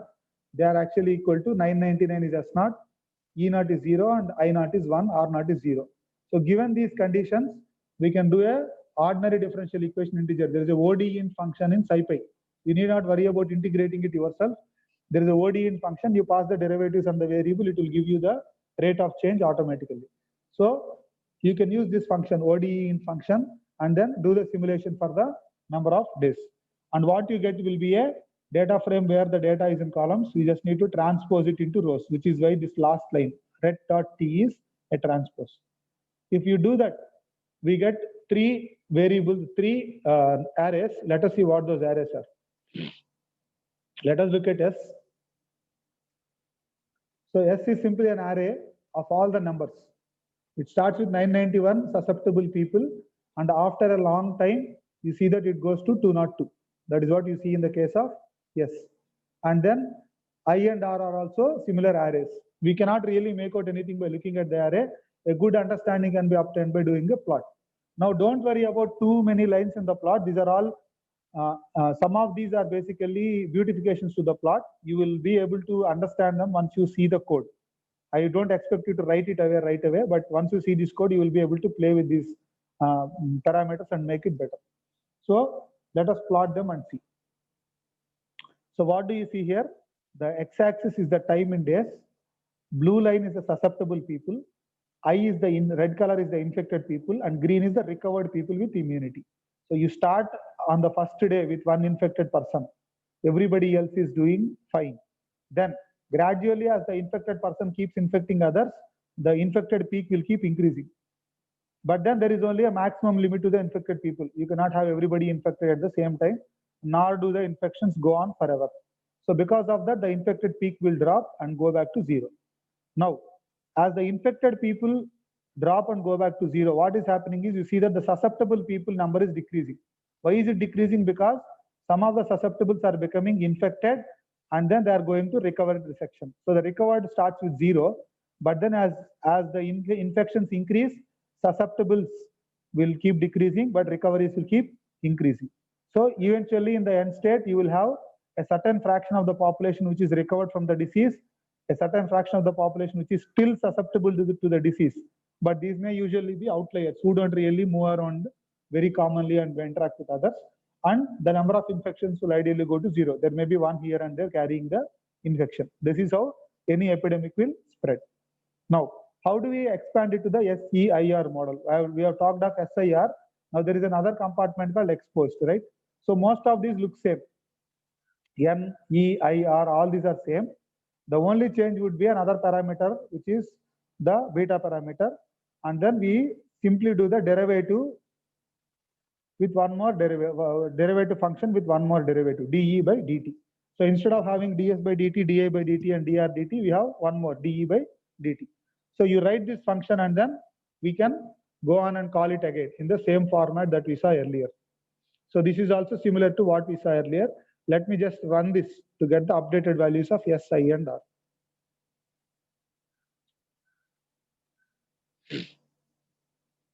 Yeah. So these are also functions to plot. There are 2 or 3 types of plots. These are functions to plot. You will see the commands as you receive the code. And then these are plots to compare. Now let us just plot one thing. In the SEIR model, how do things look like? In the SEIR model, there is one more line, a black line, which is the exposed line. And if you see the exposed and infected only, you see that the exposed will lead the infected line. Lead meaning it is before the infected line. Whoever is exposed today will become infected tomorrow. And also there is a lead time in the peaks. The exposed peaks somewhere and the infected peaks later. So this is the lead time. It takes so many days for the disease to start showing symptoms, which is why you see this small difference. Then people are talking of social distancing. What is social distancing, or how does it really help us? So even before we go to that, let us see what we are doing. So beta, if you come back to the slide on the equations, beta is the coefficient of interaction between susceptible people and the infected people. If there are some infected people moving around and there are also susceptible people moving around, the interaction between them is captured by this beta, the conversion rate from susceptible to exposed. Now, when we talk of social distancing, let us say all of us have become conscious and we really don't go close to other people. What does that happen? What happens because of that? What happens because of that is the interaction coefficient will slightly dip, meaning that earlier if you are going into crowded places, jostling with people, moving around without any fear, now you will not really do that. Because the interactions between infected and susceptibles are changing, the beta coefficient is likely to come down, right? So let us assume that it comes down by a small value. Instead of 1, it becomes 0.8 times its original value. If it becomes 0.8 times the original value, let us see what happens. Now what I'm doing is I'm doing a new simulation with a new beta instead of the old beta. Everything else remains the same, but only the new beta changes. If you do that, you see the same plots. This will not actually make any sense because this is same like the similar plot. If you look at these two, yeah, both of them look similar to me. What is the difference, right? Now, what is the difference? We will see here. In the next plot, I'm comparing 2 things. In the first case, where there is no social distancing, I'm comparing the exposed and the infected, which are the blue lines. And the case where there is social distancing, I'm comparing the exposed and the infected, which are the red lines. The solid red and solid blue are exposed. Dotted red and dotted blue are infected. Now you see that the peak has dipped. Instead of 10% of the population being affected by the disease, we only see that 6% of the population is affected by the disease at a peak. Peak meaning the maximum number of cases that are simultaneously seen in the country. So if you do a small social distancing factor, you see that the peak has come down. And the time to peak has also changed. The time to peak earlier was around 70 days or so, but now the time to peak has become around 130 days. So you almost get double the time by doing a small act of social distancing. So this is what people, scientists and all have been suggesting when they say flattening the curve. If you remember, or if you have heard of the word flattening the curve, this is what they are talking about. Now, if we make this number even slightly smaller, let us see what happens. And bigger practice of social distancing, people are very careful.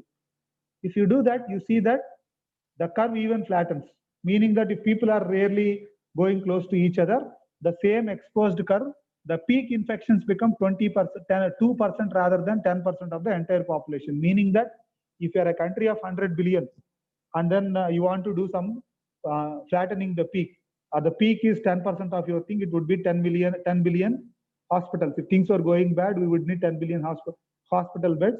But if you flatten the curve, you may be able to do with a 2% of it, 2 billion beds might be sufficient. This is just an example, and this shows the importance of the social distancing concept. If you are very far, the peak will happen slowly. The governments can be better prepared, and in the meantime, the susceptibles can also build their immunity. If you, I mean, you are all, you may be aware of healthy foods that Chyawanprash or other things are exercises that people are suggesting to improve the immunity. So in case you have not been able to do that, this also gives you the time. 200 days is like 3 months or at least 3 months of time for you to build the immunity to make sure that if you come face to face with it, you are well prepared. So this is the importance of social distancing, which is why everybody has been saying, do social distancing, don't go closer to others. This is shown in the epidemic model by an example. Now, after this, let us move on to the next part, which is the epidemic modeling itself in the context of data. So the code that I have shared earlier is reused here, the SAR model. The equations are shown here. What are the equations you are solving? And then there is something called as a basic reproduction number, which is the ratio of beta by gamma, saying how many new cases are generated by one infected individual. That is what we are going to see. Now this code is written in such a way that there are some things that are related to the population. So the same derivative server function is there. It is slightly complicated with something called as a quarantine fraction, which is if people are in quarantine, the infected people are separated out and then taken to a hospital as quickly as possible. All of the infected will not be moving around to affect the susceptible people. Only a small fraction of them will be affected. So that is captured here by means of what is called as a quarantine fraction. So the new infected will be 1 minus quarantine fraction into I, which is if we are able to quarantine each and every infected person, then there will be no more new cases after some time. I think somebody is asking a doubt. Sorry, we can't hear you. Hello? Yeah, somebody, we can Please chat. continue. Yeah, okay, fine. So this is just a small modification to the code to deal with quarantine. You can also do other things, which is like the susceptibles themselves are locked down, right? All the susceptibles are not really moving around to interact with people. We can add a new variable called lockdown fraction and then reduce the susceptibles also to a new S, because not everybody who is susceptible is also moving around. Only a small fraction of them are doing that. Sorry, sir, whoever is trying to speak now, can you please chat? If you type in the chat, we'll be able to read, sir. Your voice is not clear.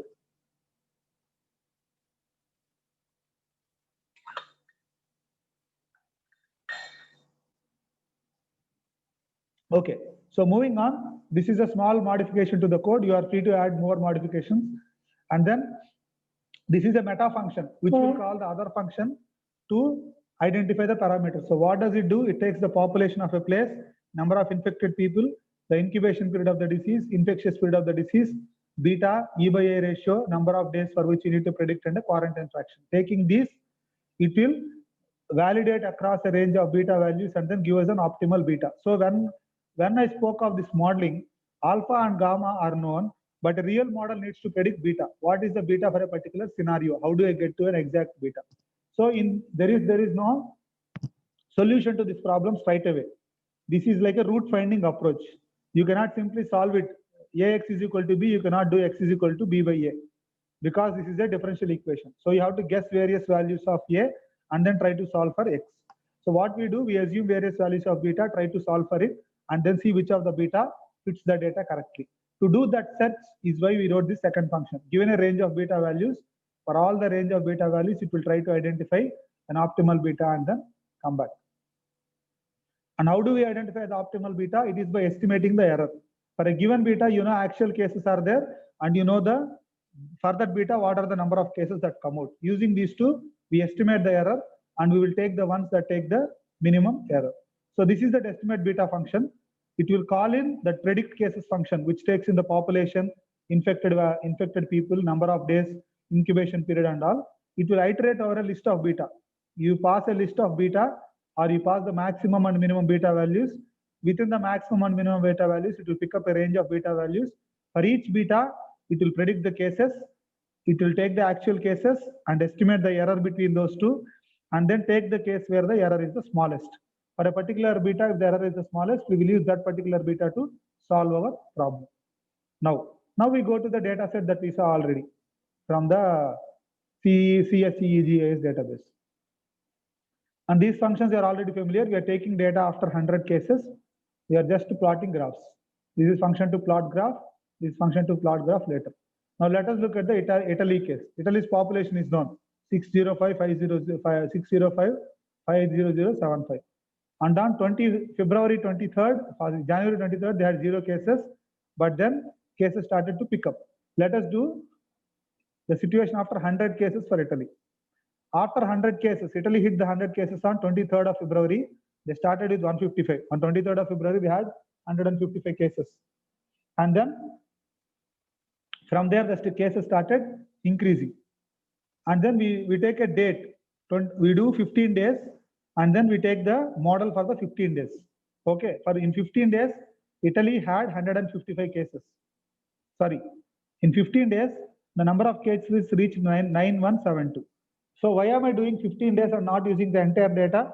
We are trying to see whether our model will predict the scenario better or not. So if I have 100 data points, it is a training and testing split.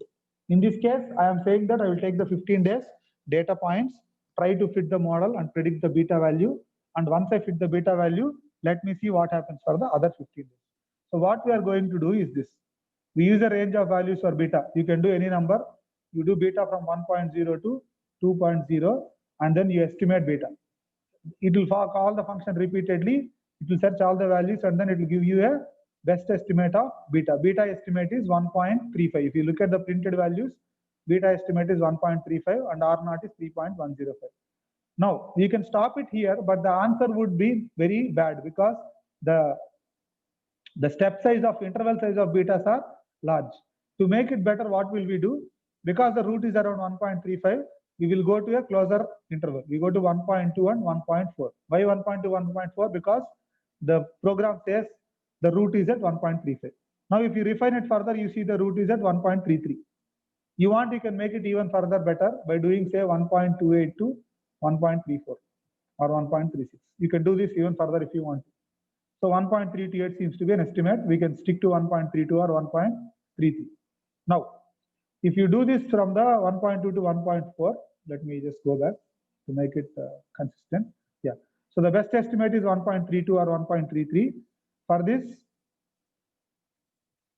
we will see the predicted and the actual cases.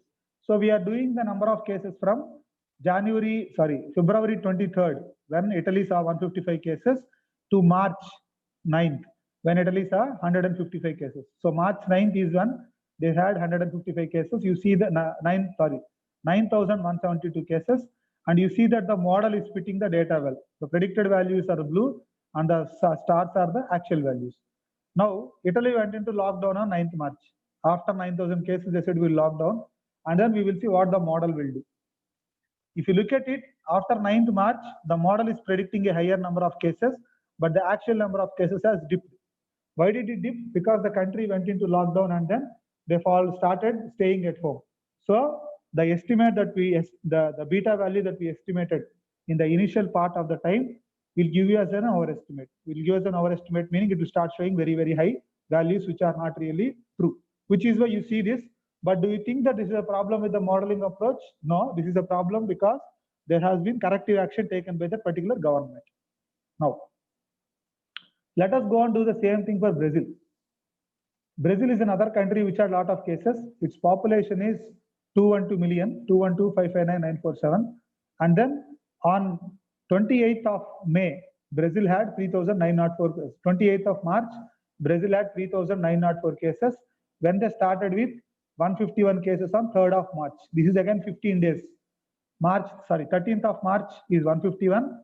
28th of March is 3904. In 15 days, cases became 3,904 from 151. So using this, we go back to the same approach and predict the best estimate.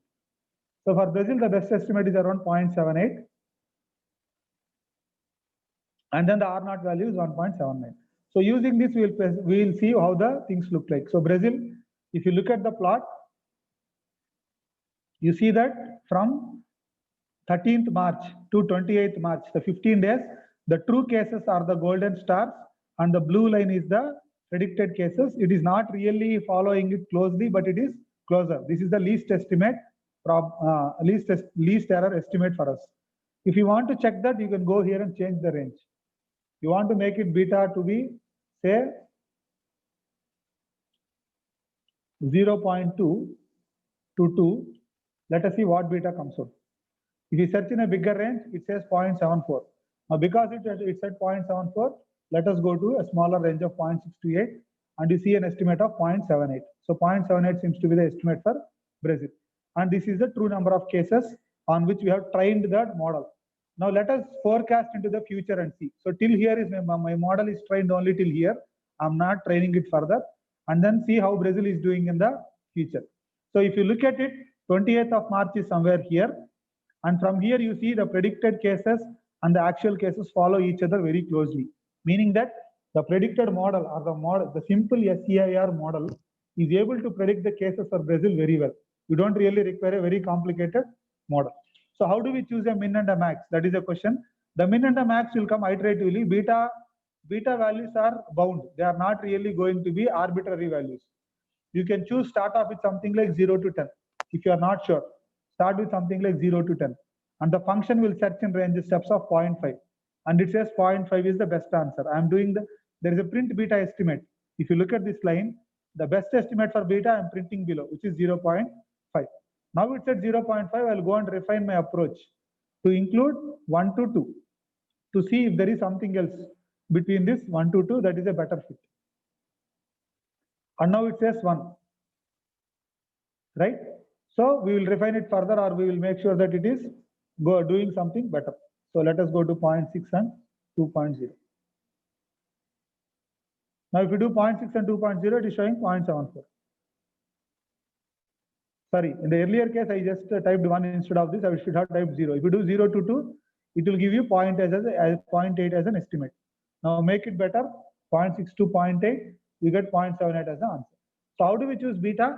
Beta basically comes from the range of beta max and beta min. You can start off with any arbitrary number. You can even give 1000 to 0 to 1000 or 0 to 10,000. But you search for every value between 0 to 10,000, you come to a near value of beta. Once you come to that value, near that value, you search for other values. It is like a root finding. And why did I choose 1 to 2 or 1 to 5? It is because the beta values are known to be in that range. They won't be very much far away. So you can reasonably find a beta value and then see whether your model is doing good or bad. Now this up to here is what I have. For the Indian context, you can take this code, you can take the Indian data set that you are able to download and try to build a model.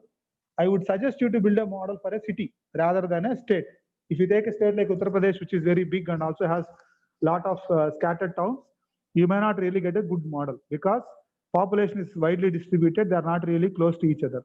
You will get a reasonable model for a city like New Delhi or for say Chennai or Mumbai. They have high cases, they have high population density. The spread there is more or less known. And yeah, so with this we come to the end of our workshop, and thank you for attending and trying to learn. It was also interesting for me to teach or to talk to an audience in a college setting. Due to lockdown, I also not been able to come and meet people. Any questions, I'll be more than willing to take either on the chat or to talk. You can unmute yourself and talk, or you can chat. Thank you very much. Anupam sir, you can ask your question, please.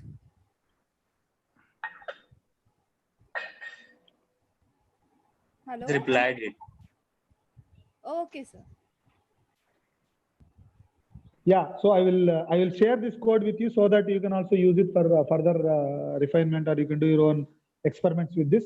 And one suggestion that I would give you is, if you want to really make it better in the Indian context, please try to modify this function.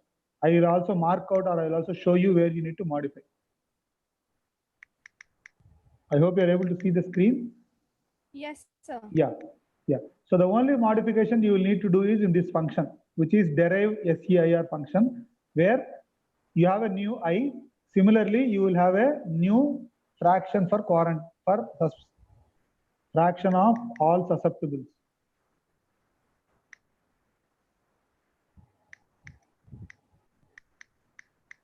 Susceptibles who are moving around. So you need to calculate a new S and then use the new S in the same expression to get a better answer. So this is the only change that you may have to do. to take it to the Indian context, because India people are following lockdown. So not everybody who is susceptible is roaming around. Most of the susceptibles are staying at home. Very few people who are running essential services who have to go and work are the ones who are going around. So with this, thank you very much for attending. Any other questions, ma'am? Anybody else who wants to ask a question, please, you can.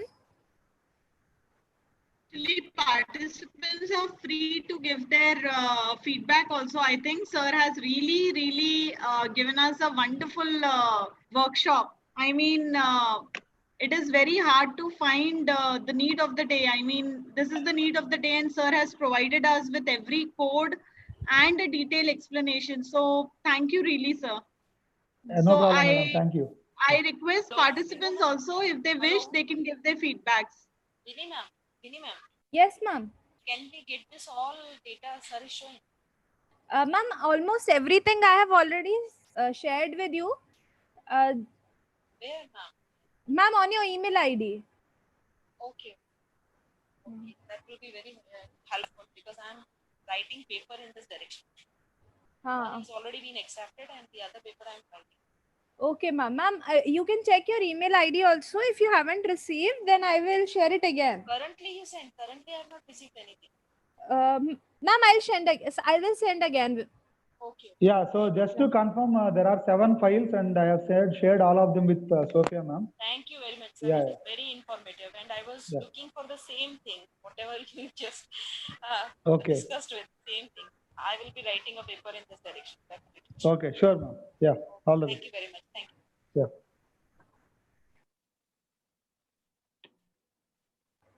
Hello? Yes, ma'am. Yes, Vinny ma'am. Yes, ma'am. Sir, I would just like to extend a very heartful and a very warm thanks to you because currently in our university, we are running a workshop and training for Python only using Colab. And Okay. majority of our participants who are here today have either attended it or they are being with, in the part of it.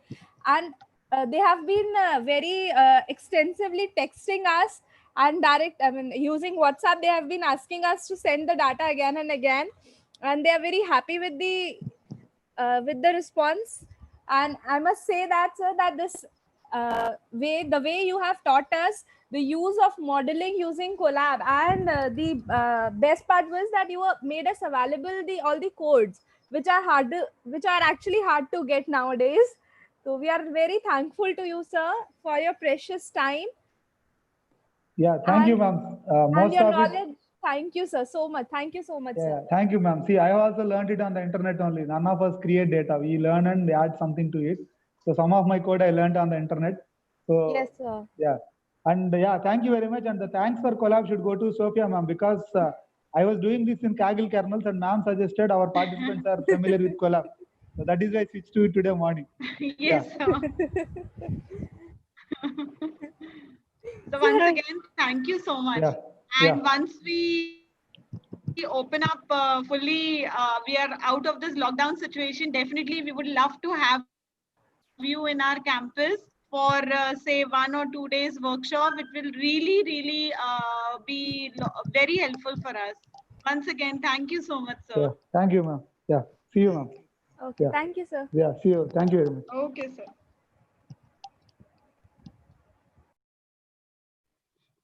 Hello.